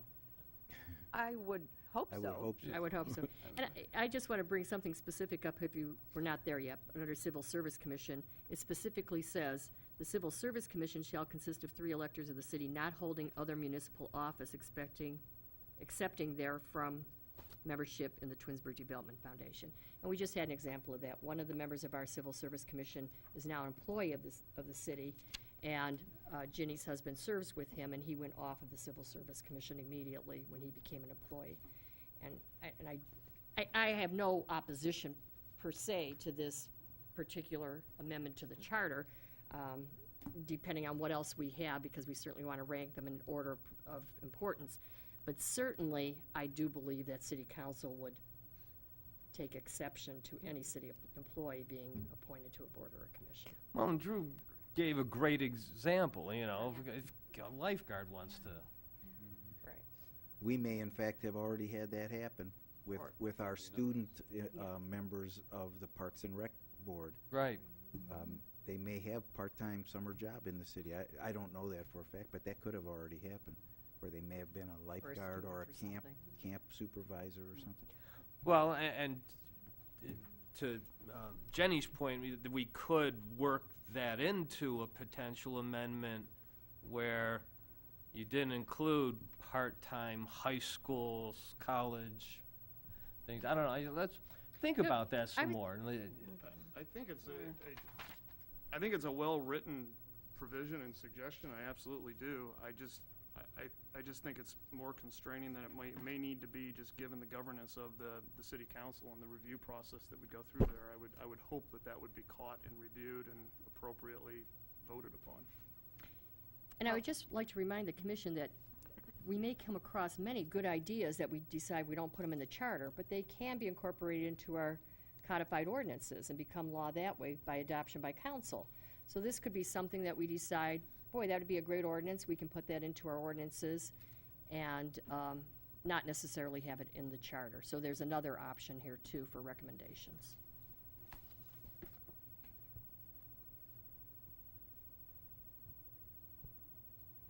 Okay. I'm going to proceed with section 7.02, if that's okay, Department of Finance. Section A, the mayor shall, subject to the approval of council, appoint a finance director who shall serve at the pleasure of the mayor. Said appointment shall be concurrent with the mayor's elected term and shall expire at the end of each such term. Said appointment shall be made within 60 days of the commencement of the mayor's term, and the previously appointed director of finance shall serve until the appointment is effective. Section B, the finance director shall be in charge of the Department of Finance and shall be the fiscal officer of the city and shall supervise and keep of all the financial accounts of the city and the several departments and officers thereof. It shall be the finance director's duty to keep an accurate account of all taxes and assessments, of all money due to and all receipts and disbursements by the city, of all the assets and liabilities of the city, and of all the appropriations made by the council. The finance director shall examine and approve if in proper order and signs all warrants. The finance director shall assist the mayor and the council in the preparation of estimates, budgets, and appropriations, and shall perform all other duties required by this charter and by ordinance of council until other provisions is made by council. The finance director shall collect, receive, hold, deposit, invest, and disperse the monies and funds of the city in accordance with the charter and all ordinances or other measures enacted by council. Section C, Investment Board. The investment of the city monies shall be managed by the Twinsburg Treasury Investment Board in such manner as council shall prescribe. The composition of such board shall be prescribed by council, except that one member of council shall be a member of the board. And do we have any discussion on section 7.02? One thing I would suggest, Mayor, can we get a copy of what Lauren handed out into the hands of Karen House? I'd love to hear her chime in on some of the suggestions that he put out, and if she's able to make it to a meeting or pass it along to you for a future meeting. Absolutely. I'm sure Karen would be happy to be here. I haven't gone over everything specifically here, but just kind of gave it a broad perusal here. To me, this looks like a job description rather than a broad brush of what duties are. And you will notice if you go to Department of Finance and compare it to Department of Public Works, which you'll be coming to in section 704, it gives a broad overview of what the duties of those directors are, but it doesn't give an actual job description. So from reviewing this quickly, that's what it looks like to be, to me, is what is in her job description. These are all things that obviously she does. So I will have Karen, though, come in and address it specifically. I think Okay. that would be appropriate. I think it would be. Okay. Great, thank you. Russell? Yes, Jenny? Jenny, I have just a general question here. As far as the Twinsburg Treasury Investment Board, when you look at the 7.01 general provisions and it lists the following commissions, boards and commissions, is this in some way not the same type of board? Because it's not included in that list as a board under the charter, but then it's referenced here under the Department of Finance. And established there. Okay, so it doesn't need to be, No, that is not the same kind of board. You're absolutely okay. correct. It's the finance director, council person, and law director. okay. Thank you. Section 703, Department of Public Safety. Section A, the Director of Public Safety shall be the executive head of the Division of Fire and Division of Police, and shall be charged with the duty of enforcing all police, health, and safety regulations that may be prescribed by the ordinances of the city or the general laws of the state of Ohio. Section B, the Division of Police shall consist of a chief of police and such other officers, police officers, and personnel as council shall deem advisable, all of whom shall be appointed from the Civil Service Register by the Director of Public Safety with approval of council. Section C, the Division of Fire shall consist of a fire chief and such other officers and personnel as council shall deem advisable, all of whom shall be appointed from the Civil Service Register by the Director of Public Safety with approval of council. And Section D, the Director of Public Safety shall make and publish, with the approval of council, written rules for the government of the Division of Police, Fire, and the conduct and discipline of members and personnel thereof. Would anybody else like to pick up on section 704 if we do not have a discussion? Do we have a discussion on 03? Jenny? Would I want to disappoint you? Okay. Under section 7.03A, it says the Director of Public Safety shall be the executive head, etc. Mayor, the Director of Public Safety is you, is it not? It is. Correct. Okay. Then I went back to section 4.05, powers of the mayor, and it says, section 4.05, section A, the Director of Public Safety, the Director of Public Service, and all appointed officers shall serve at the pleasure of the mayor. I'm thinking that sounds like a bit of a disconnect because you are the director, so you're serving at the pleasure of yourself. But I'm just thinking that maybe that needs some change in the wording to clarify the fact that the mayor will serve as the Director of Public Safety. So you are the Director of Public I Safety? am. If you, The Director of Public Services is somebody entirely different? that's different. Do we I'm, have- who's right, that? well, that's Chris Campbell. Is it not similar to the President of the United States being the Commander-in-Chief? I mean, in a sense, the mayor's also the Director of Public Safety. That's Right. not what, I Right, don't think but I that's what think- anybody's questioning. I think Jenny's just questioning more or less the wording. That's I'm like, saying under powers of the mayor. Right. That it should be stated, the mayor shall serve as the director of public safety. And then it would say, the director of public service and all appointed officers shall serve at the pleasure of the mayor. That would clarify the fact that the mayor is in fact, I always thought it was awkward language also. I mean, I understand the.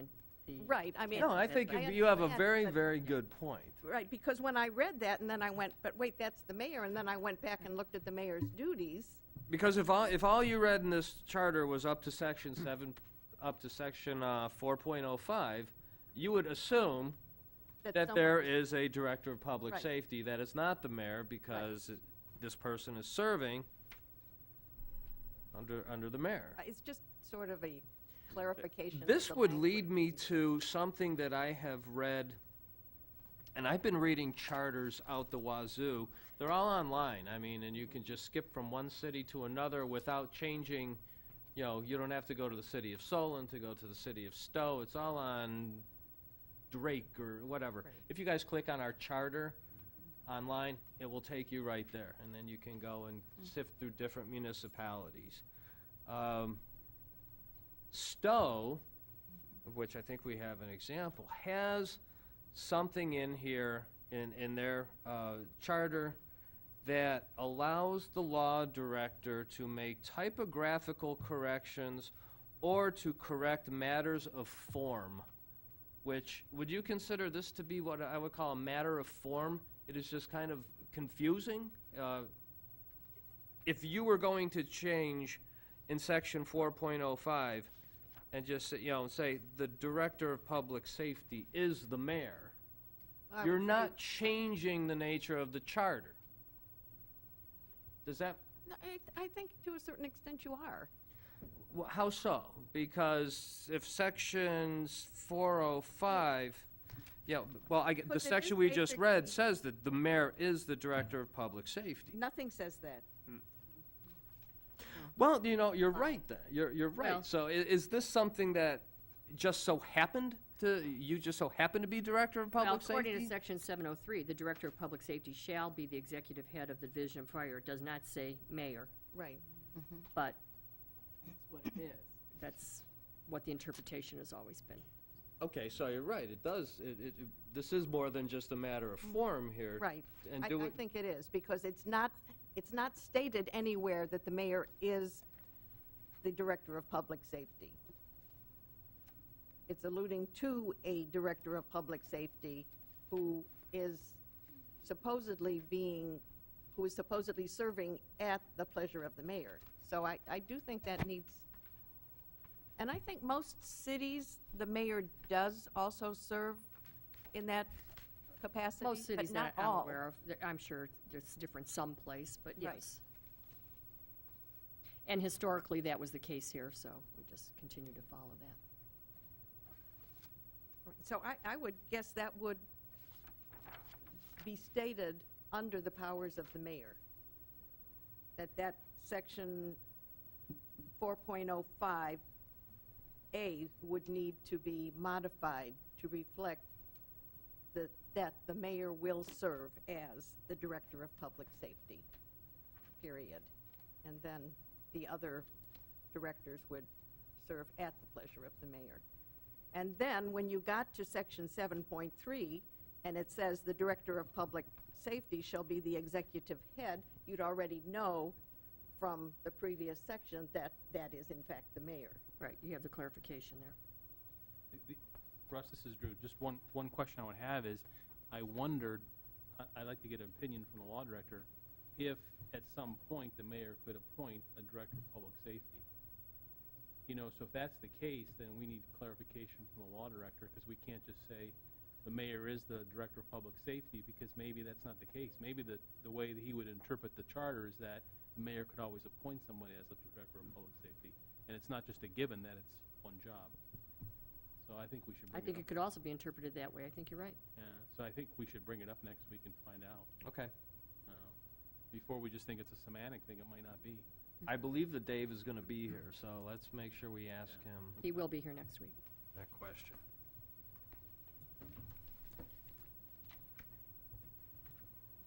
Jenny, good job. Would you like to read? Sure, why not? You won reading. Okay. So we are Section Now it- 704. Section 7.04, Department of Public Works. The Department of Public Works shall consist of the Division of Public Service and Wastewater Treatment Division, for which council shall provide, and of such other divisions and staffing as council may provide.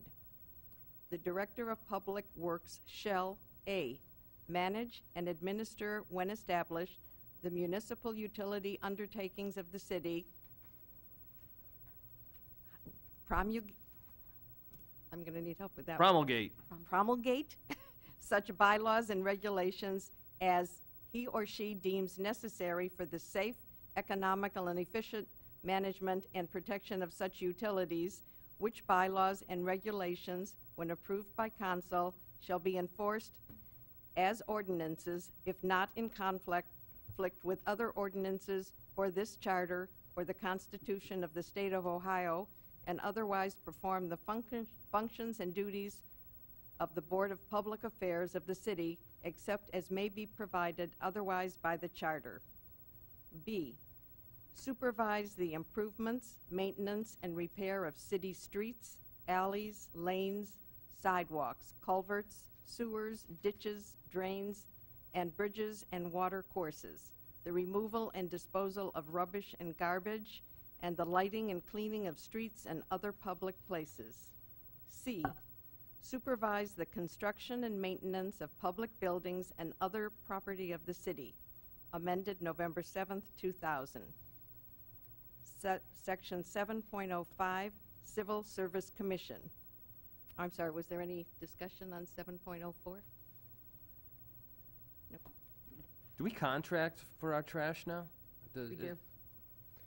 Does that even matter in B, saying that are they still somehow is the Department of Public Works the ones that's, okay. Right, the contract is let through them.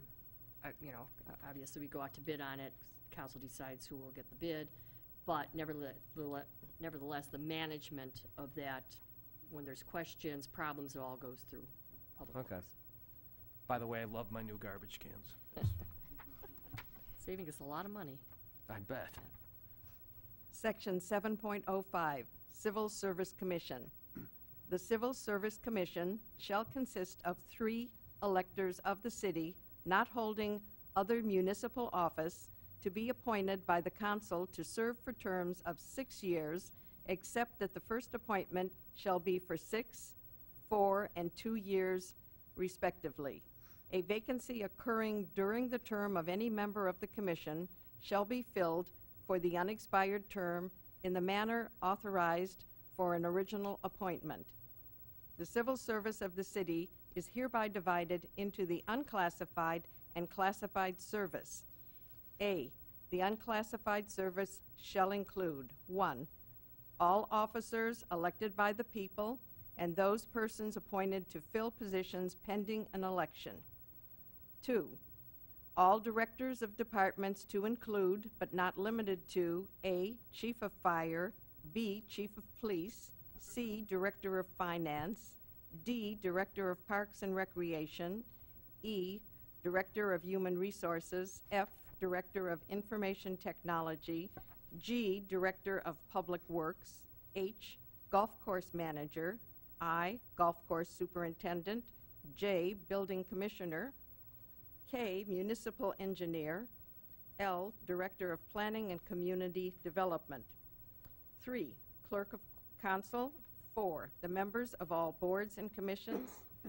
5, any temporary, seasonal, or part-time positions. 6, part-time secretary to the Civil Service Commission. 7, volunteer firefighters.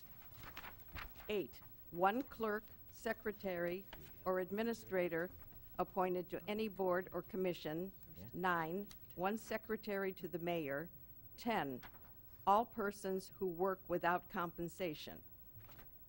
B, the classified service shall comprise all positions not specifically included by this charter in the unclassified service. There shall be in the classified service 2 groups to be known as the competitive and the non-competitive groups. The non-competitive group shall include 1, all positions that require a license issued by an agent of the state or federal government. 2, all unskilled labor.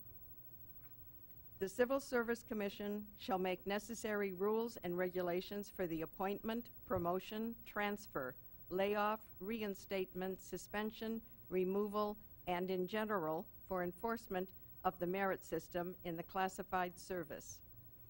The Commission shall report its proceedings to Council upon request and shall make a report to Council at the beginning of each fiscal year.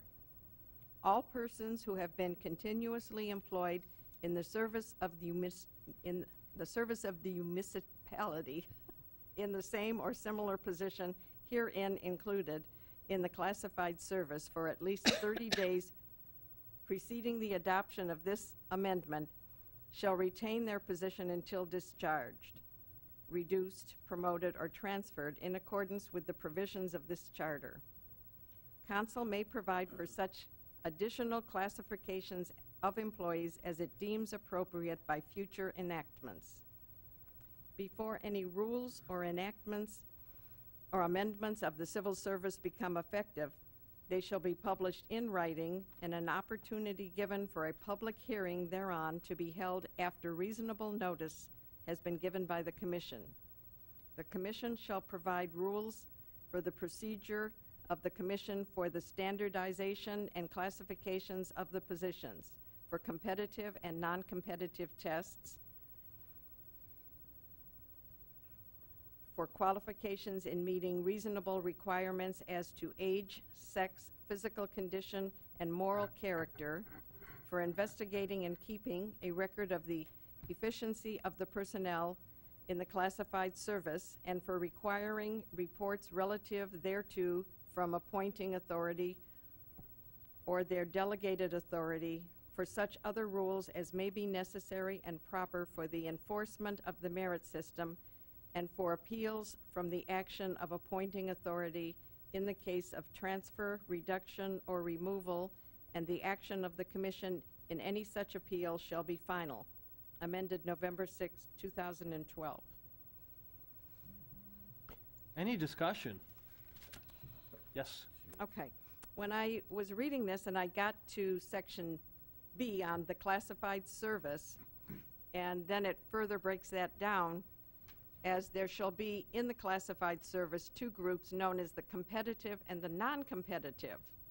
And then it states that what the non-competitive group shall include. But at no point is there a listing of what the competitive group is. You're correct. Mayor, do you have any reasoning behind that? It's in section 705. Yeah, I'm looking at it again. It's in section B, and I don't think we've addressed that in the past charter reviews, or maybe we have, and it just never got picked up. Actually, I think we would have picked it up in the last revision. All positions that require a license issued by an agent or state of the federal and all unskilled labor, they're in the non-competitive group. You're asking why we don't have listings under the competitive group? Was that the question, or? Right, Well, because- yeah, it gives a breakdown. It's and it- everybody else, basically. Yeah. That's why.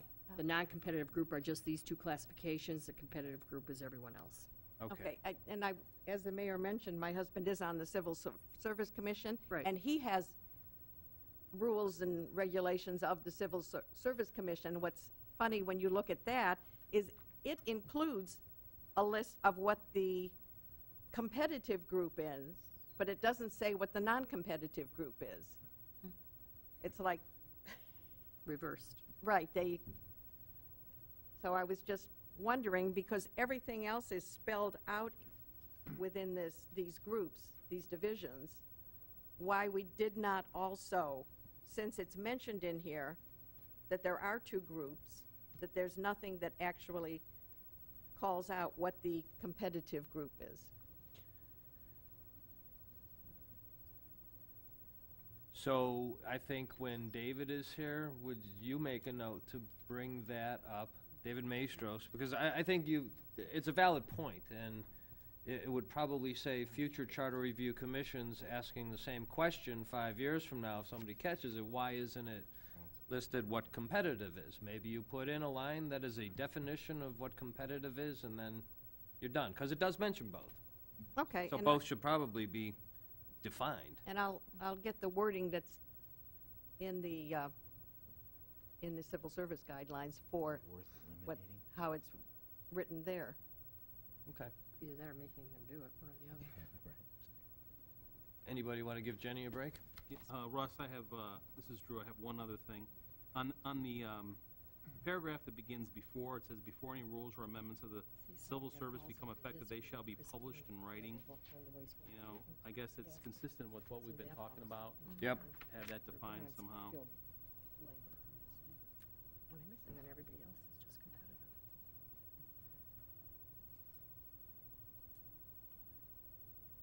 So you think that paragraph fits into the whole category of publishing it on hard copy versus I do, I just online? think, yeah, I think when we bring it up and we get some answers, that this is an area we should look at too.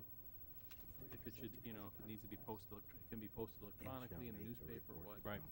Okay. Russ, I'll go ahead and read. Okay, great. Okay. Section 7.06, Department of Law. The mayor shall, subject to confirmation by the majority of council, appoint an attorney at law who shall be the director of law. The director of law shall be duly admitted to the practice of law in Ohio. He or she shall have a minimum of 5 years of practice in the field of municipal law. Said director shall serve at the pleasure of the mayor. The appointment shall be concurrent with the mayor's elected term and shall expire at the end of each such term. Such appointment shall be made within 60 days of the commencement of the mayor's term, and the previously appointed director of law shall serve until the appointment is confirmed by council. The director of law shall act as a legal advisor to, an attorney for the city, and for all officers, boards, and commissions of the city. The director of law shall represent the city or its officers in their official capacities in any action or proceedings in any court of law, and shall perform such other duties as may be required by the mayor or council. Nothing herein shall preclude council or the mayor from contracting for additional legal services as may periodically be required. Amended November 6, 2012. Russ, this is Drew, I do have something here. It's okay. Yep. The first sentence, this is the mayor shall, subject to confirmation by the majority of council. And this majority of council versus a 5-2 vote, I just want to, I guess, give my perspective on why I think it makes sense to say majority of council. Because if something should happen to a council person and it's 2 years, you know, they're a year or so into their term or 18 months into their term, they'll have to hold an election. Okay, so you'd have to wait for an election. In the meantime, if the law director resigned, then the charter, if it was changed and it said 5-2 instead of a majority of council, I mean, you'd have 6 members of council, and all of a sudden you could be in a bind. You have to have the election, so you can have somebody, another member of council, and all of a sudden now you have to have 5 votes out of 6. The city might go a while without a, law director. True. So I know that came up, and I think it makes a lot of sense on some of the things, a 5-2 vote. On this one, I think it should just remain majority of council. It's my perspective, anyway. This entire section actually was reviewed and went to the ballot pretty recently, November 6, 2012. Right. It was approved, so there was a lot of thought given into it at that time. I believe that's where they incorporated the 5 years of practice. And Right.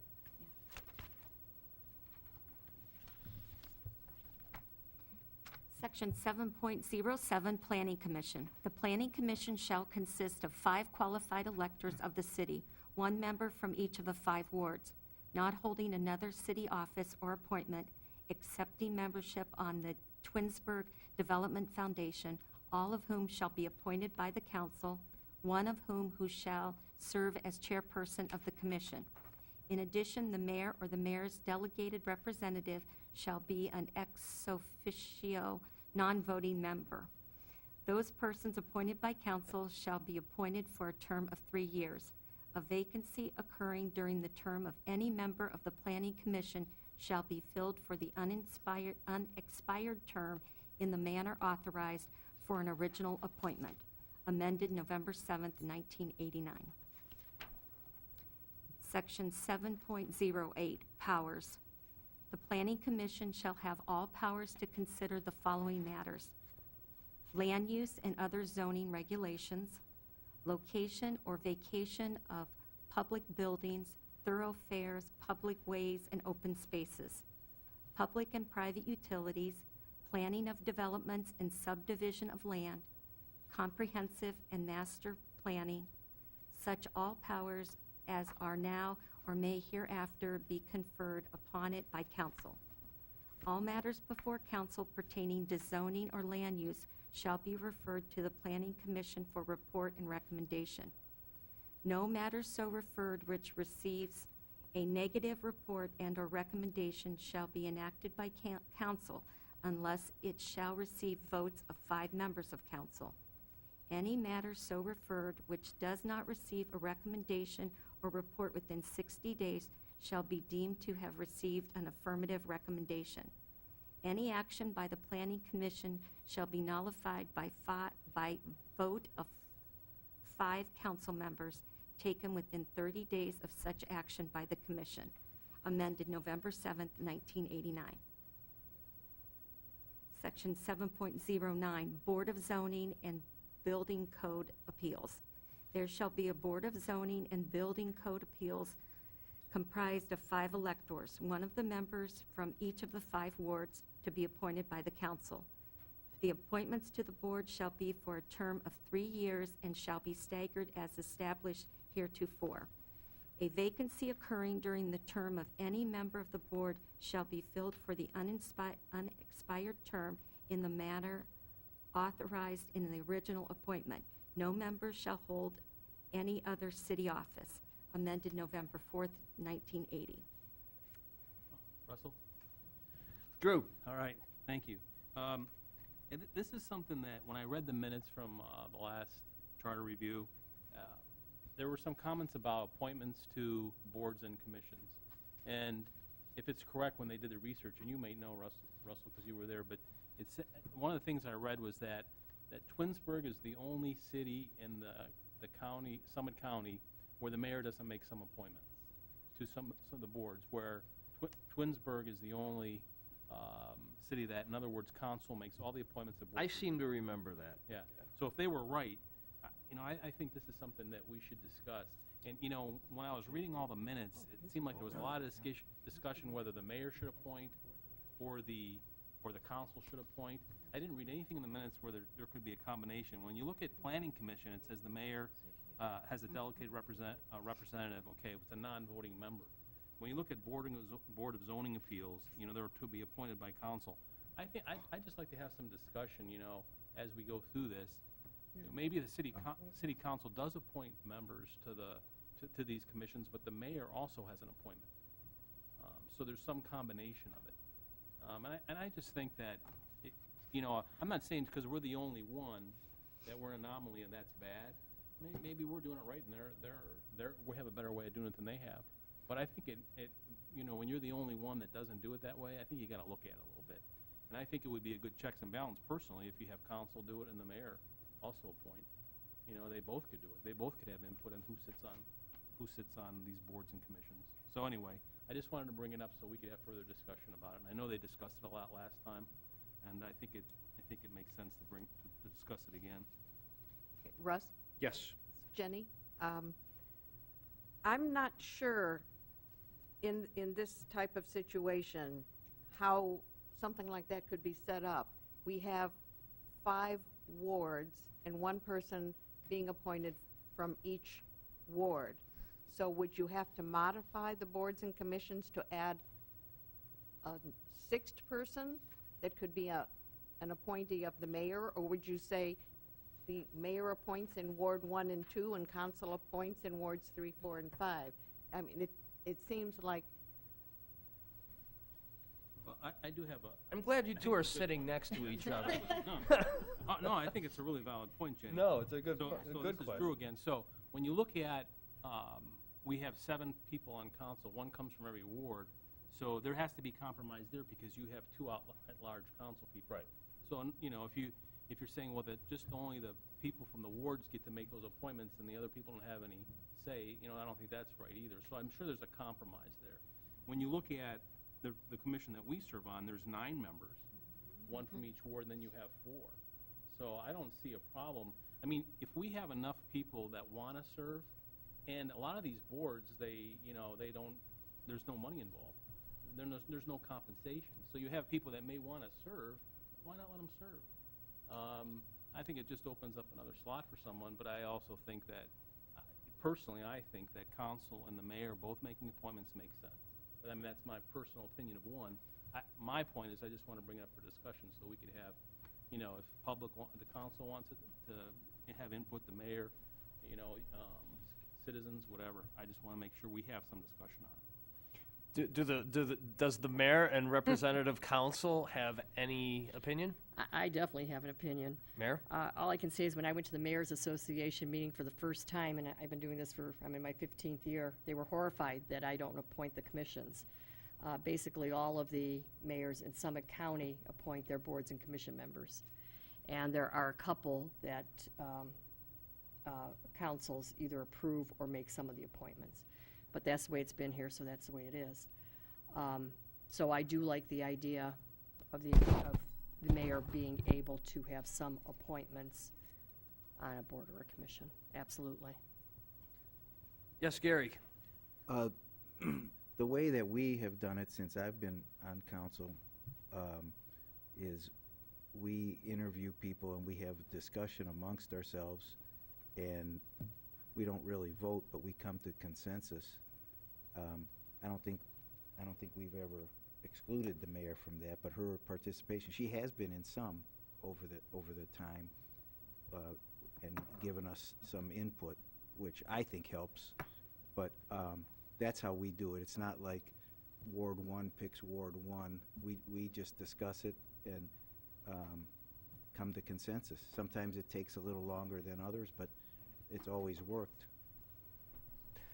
Adding another person isn't going to be a big deal from the way we operate. Do either of you have a vision of how that would work? Has anyone given that any thought as to No, I really have this not. point? No? Well, there's something to talk about. I mean, it's something, too, we could look at putting in the charter, not just that it's council, but council and the mayor would have input into the appointments. So the So- question would be, what is that input going to be, and how's it going to, how's everything going to work harmoniously? Right, well, I think basically, now you say you're not voting, you discuss it and just the I'm not, consensus. I don't, no, right. Well, you don't, but you. And Gary you said that. do have Yes. the opportunity to be involved in the I've gone, interview. it's been the whole gamut. I've worked with councils that did not want my input or even want me in the interviews because it was strictly council appointments, to this council here that says if you want to join it, and come on in. Would it be to any benefit to have it stated in the charter that you are part of the process? I mean, I don't know. Yeah, I'd have to think about that. Yeah, I don't how know, that would from my work. point of view, I mean, there's one thing being, having appointing authority, another being part of the process. Sometimes part of the process doesn't mean much. So I'd have to think about that, how that would work. yeah, I don't know that, I like the thought of one person being responsible for appointing all the people on all the boards and commissions. no I matter would who actually that agree with you. person is. I don't I, see that, I agree. that a mayor needs to do that. I mean, That's in a- particular, though, the planning commission is usually always left up to the mayor to make that decision for planning commission representatives. Okay, And sometimes like a board, a BZA or something, okay. but In other communities. in other So, communities. so more along the lines of particular boards and commissions would lend itself more to the mayor appointing the positions. Okay. Okay. Kimberly, you want to finish up, or? Sure. Okay. Section 7.09, Board of Zoning and Building Code Appeals.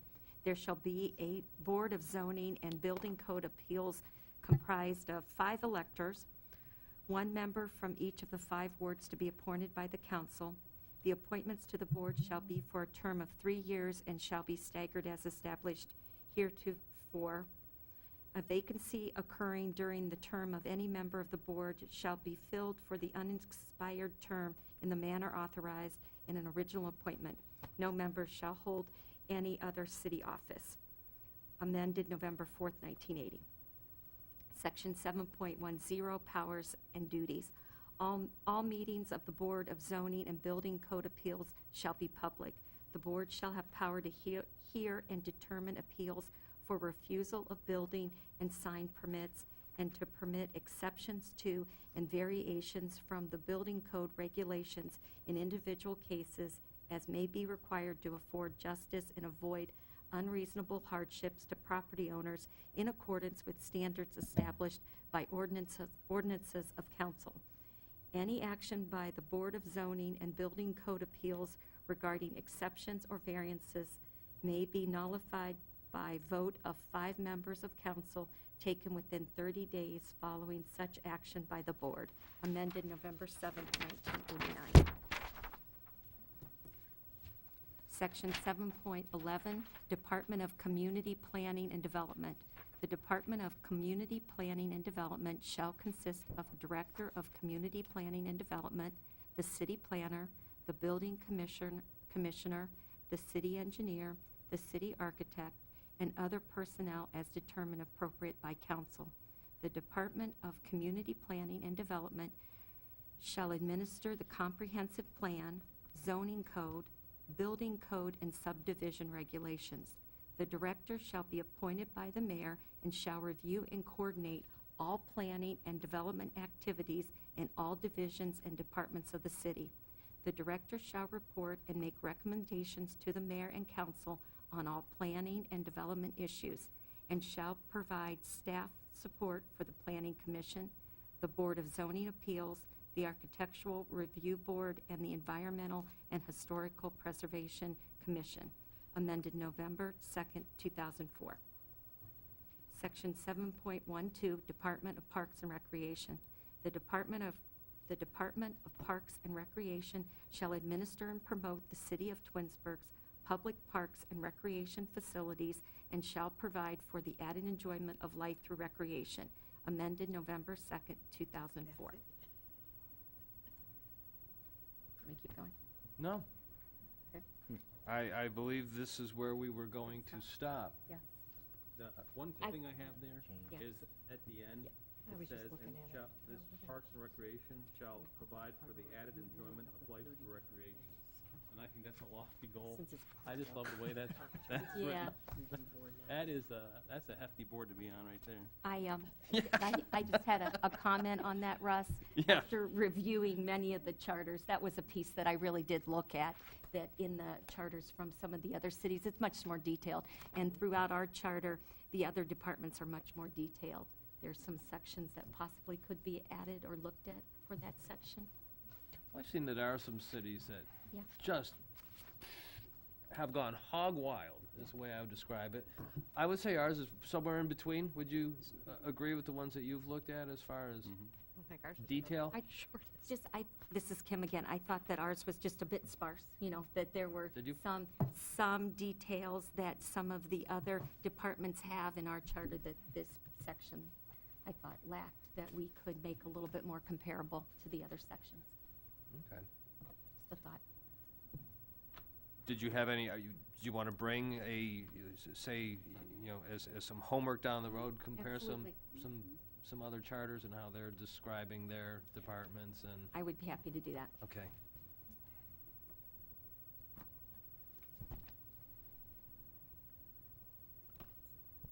Russ? Yes. This is Jenny. One thing I did notice sort of a lack of continuity in some of the language when it refers to some of the boards, commissions, maybe because of changes and such taking place over time and amendments, because in some, under their duties and powers, it'll state that the meeting should be open to the public. In other ones, it doesn't state that. In some, it says that they should hold no other city office or appointment, and in some, it doesn't make a reference. Like in capital improvement, I think that's something that should, like, definitely be in capital improvement, because I don't think an employee should be involved in capital improvement. But in some, like maybe in Parks and Rec, it isn't quite as important. But it seems like, what I'm saying is that you would think these would be generalizations that should be included in each of these areas. If you're going to state in one that the meeting should be public, why wouldn't it be stated in others?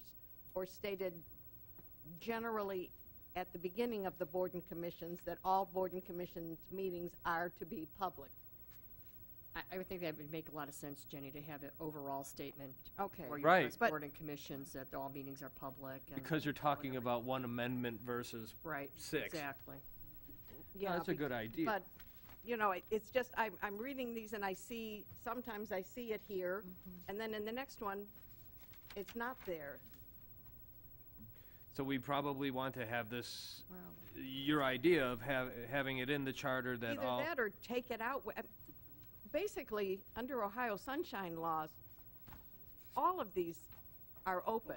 So Right. is there even any need for that to be stated anywhere, that this meeting should be open and public?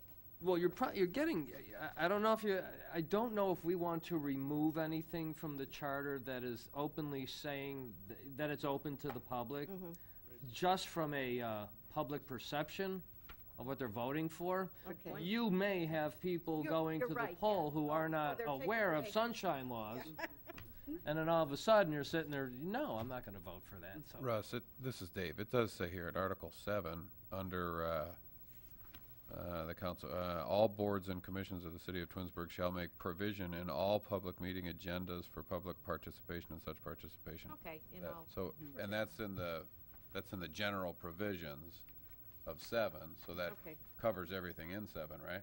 Yeah, yeah. Same thing before council meetings, all council meetings are open to the public. You do have that statement at the beginning of that section. So I understand looking for continuity Right. in the document. Right, and I'm sort of, I do look at that. I suppose more to the point would be some of the language where in certain boards and commissions, it does state that someone should not be holding another city office or appointment, or, something to allow sometimes it says they shouldn't be an employee. I guess it bothers me, I think, that language is used one way, one place, and then it's worded another place differently. Not that maybe it's a terrible issue, but maybe it's just me. So, would you be able to get together points that you feel, specific sections, like, this is, you're having a problem with this when compared to this other section? Yeah, I Like you, can review them and see if, there's some way to sort of make it more cohesive or more general. and at some point, bring the idea, and that, I think, once I think we're all on the same page and we know what we're looking at. We're looking at section 7, whatever, Right. and then section 4 and section 3, and how these all tie together. Does that make sense? Yes. Okay. should there be like a standardization across the board for all of them? If that's something, all meetings are open to the public, shouldn't it say that maybe at the beginning of? You know, and I wouldn't have a problem with that, just for clarification, even though you brought up under sunshine laws, they are all public, but maybe just to tie everything together for someone that's reading the charter and doesn't know about sunshine laws, I would be okay. I think that would make sense to me. Do you agree? Yeah. Let the record show that Drew is nodding his head up and down. Yeah, well, yeah. Since you brought my name up, Russ, I'll chime in. To Kim's point, I think they, I think they need to be beefed up a little bit. So, and to your point, if it's going to be on a ballot and we have a change, I think they need to see a more completeness. Instead of omitting things in certain areas, I think we need to add in certain areas.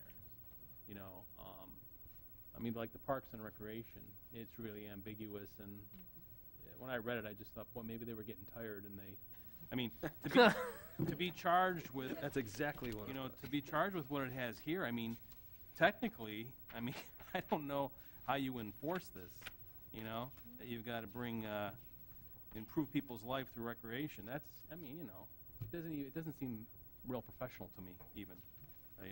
That somehow we've got to. That sounds more like a mission statement of Parks and Rec than. Yeah, I mean, it just shall provide for the added enjoyment of life through recreation. I mean, how do you take a pledge to that? I mean, so I just think that some of it needs to be beefed up. I mean, be more complete and a little bit more professional, possibly. Okay. Let's come prepared with some examples from other charters and see what we can do here. And I would invite, I don't know when we will address this again, but if any of the department heads want to show up and chime in, they're more than welcome. All right, is there any more discussion on what we just went over? Then I am going to assign the next segment of charter, and because I have a feeling, well, this one, we went kind of long this evening, so I am going to have just one section and one section only, and that's 7A01. I would like to have the meeting a week from tonight, which would put us at what? March 3rd. I may not be able to be here now that my son's coming home on leave. I'm open to having someone else, run this, and that would be Dean, assuming, that he's able to make it, because he is the vice chair. Is that everyone? Yep, that's fine with me. Okay. Fine with that. So, If I can get here, and drag my son in tow, because I'm sure it's what he's going to want to do after being in. right. So, Russ, are you saying that it would be just 7A01, or would it be 02, 03, 04? I'm sorry, yes, all of section 7A. Thank you for Okay. the clarification. All of section 7A. And you have the experience in this, Russ, I mean, having served before, but do you think, I mean, I'm getting the sense that you think that we can't move into 8 at all, that you think 7 will be enough for a whole meeting? Well, I'll tell you what, if we want, I have no problem, 8 is very small. I would even say, if you wanted to address section 9 as well, however, see how 7A goes. So we should also read be through 8. prepared for section 8. Right, let's be prepared for section 7A, section 8. And call it that. I think that's smart. Yeah.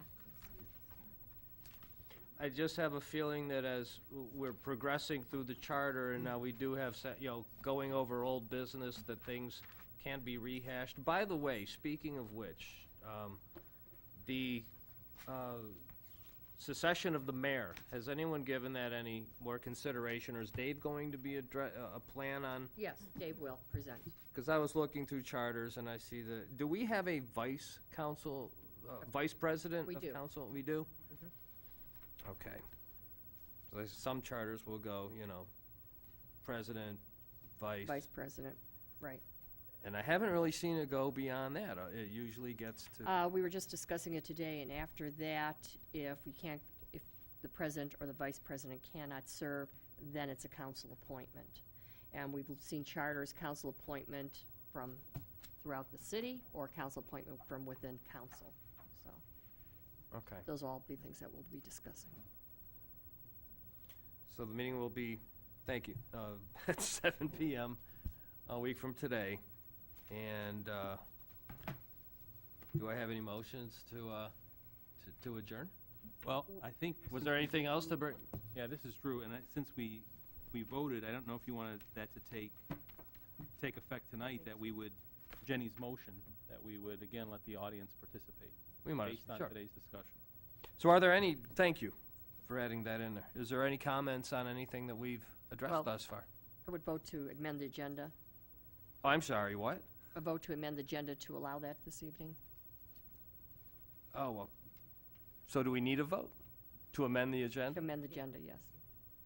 I move that we amend the agenda to include a line for audience comments at the end of the meeting of today. It would be actually between 4 and 5. We haven't gotten to miscellaneous yet. We started talking about next meeting, but we really didn't get to miscellaneous yet, I don't think. Was there any miscellaneous to bring up? I had Well, thought we well, covered didn't- everything in well, the we won't kitchen sink get this there evening. if we amend the After agenda until comment. this, after this comment, these Okay. comments. Okay. So I would second Jenny's motion. So it's been moved and seconded to amend the agenda, this one and all agendas going forward for the Charter Review Commission to include audience comments with a, thank you, with approximately a 5-minute limit to review sections of the charter that we have spoke about this evening. And I will call the roll. Twyla Jones. Yes. Dave Albright. Yes. Doug Detweiler. Yes. Russell Sipin, yes. Dean Martin is absent. Drew Ramito. Yes? Jenny Spira. Yes. Jay is absent. And Kimberly Monachino. Yes. And so it is passed.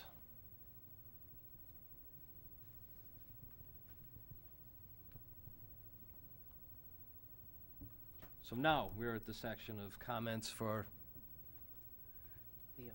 the audience. Yes, please. That's just so you can be picked up by Shannon. I just want to make a point of clarification on the subject of whether or not the issue has to be placed on the ballot once council or the commission makes a decision. The portion that I read to you came from the Constitution for Article 3 for charter amendments. However, in Article 11, which are not there yet, but it does relate to what we talked about, that the council may by ordinance adopt 5 members Charter Review Commission to convene and report at such early date as deemed advisable. That's where you are now. Such commission shall review the city charter within 7 calendar months after such appointment. And what I want to get to is the council shall submit to the electors all such proposed alterations, revisions, or amendments to this charter in the manner provided by Article 18. All right, and I think it even makes mention of that in Article 10, but we will address that in Article, when we get to Article 10. Well, the only thing you can do is amend that, but for now, it says it shall be. No, I know. Okay. And so I guess that's the end of the discussion. It's not only in the Constitution, but we've also adopted, and as a matter of fact, I have some information says that council may expand on that and specifically stated in their charter, and I think that's why we did that. We expanded that absolutely it shall be. Council shall put them on the ballot. So, Okay. Russ, this is Drew again. I just want to make sure, Sally, that I got this 100% right, okay? So, because, in Section 1001, the council shall, by affirmative vote of 5 or more of its members, submit to the electors any proposed amendment or amendments to the charter, okay? Because I read this in the minutes from the last time, and it seemed like council, there was a debate whether council would even put all these amendments on the ballot. But you're saying that whatever we come up with in our language that we have, council approves it and it goes on the ballot as of. They can't pick and choose the amendments. That's what you're saying. No, that's what I'm Right. saying. Okay, thank you. And that's And why and we there was have, some I'm sorry, go Okay. ahead, Sally. There was some discussion, and I can remember, and the word that was picked over by council at the time was mandate. yeah, that's And right. we had removed the word mandate. So since we did talk about section 10, though, technically, I'll jump to this and let's address this again when we get to Article 10 here. To finish what you were reading there, Drew, let's pick up right after the semicolon, or upon a petition signed by electors and not less than 10% of the electors of the city. So that's another way a charter amendment cannot get on the ballot, by a petition that is signed by 10% of the electors, setting forth any proposed amendment or amendments to this charter, or by recommendations of the Charter Review Commission, the council shall forthwith submit such proposed amendment or amendments to the electors in accordance in each instance with the provisions of the Constitution and laws of Ohio now or hereafter in effect. So it is my understanding that if the Charter Review Commission does get a ballot, get an amendment to go, the city council has to place it on, that's my understanding of how Article 10 reads. Russ, I would agree with you. I apologize, I had the wrong page when I read that. In fact, the wording is even different from what I read. Oh, okay. Absolutely, thank you. One other point, if you want to get into what Jenny's talking about, the meetings, if you go into the Sunshine Law, any public body, appointed or elected, that makes decisions or recommendations to council is a public body, and it goes on to say the mandates of the minutes are very clear. You must have minutes. You must. So if you get into the section of the Sunshine Law, there's a book, a yellow book, I have one, mine's 2008, but it's very clear. Any body appointed by council is a public body, and it shall conduct its meetings just like council with the minutes. And we put in the provision, public participation, that was not in the Sunshine Law, but we added that to our charter. And so, if you can get the Sunshine Law book, if you don't have an old one, mine is 2008, but they're updated almost every year. But it's very clear that they shall conduct their meetings with agenda, minutes, time and place recommended, or time and place announced to the press.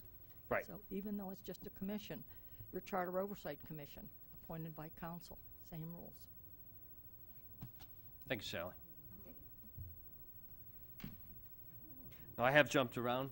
Is there any more miscellaneous, anything? Yes, Jenny. I'm just wondering how our meeting, our charter review meeting, is being publicized. Is it just on the city calendar, or? It's on the No, website. it's on the board. It's on the board, It's on the outside board. here. Okay, but nothing's put in like the bulletin or, I don't think we have anything in the bulletin. okay, I announced it at the last council meeting Right. as well. okay. Okay, I just, Okay. point of curiosity. All right. Do you have any ideas? Well, no, but nobody's coming. Having Yeah, served, having served on some of these in the past, I will say that you will get some people showing up. You won't get a lot, at least that's been my experience in the past. Do you find once more information gets out about proposed changes, that more people start coming in to comment? I think, depending on what the issue was, you definitely could see that happen. Because I see we're not getting any of the reporters either that are, a lot of times they come to some of the board and commission meetings, and we'll do an article and report on what that particular board or commission is working on. And we have had some in the past. I don't know if we want to notify somebody there that there's, It's just a way, I think, of keeping the public more Informed. informed. And Okay. Anything else? Anything from this side? We've set the next meeting date. Is there any other business to come before this Charter Review Commission? I ask, in view of closing, then I would make a motion that we adjourn the meeting. It is 9:30 PM. Is there a second? I'll second that. That was seconded by Doug. I will call the roll. Twyla Jones. Yes. Dave Albright. Yes. Doug Detweiler. Russ Sipin, yes. Drew Ramito. Yes? Jenny Spira. Yes? And Kimberly Monachino. Yes. And so it is done. We are adjourned at 9:30. Thank you all for coming tonight.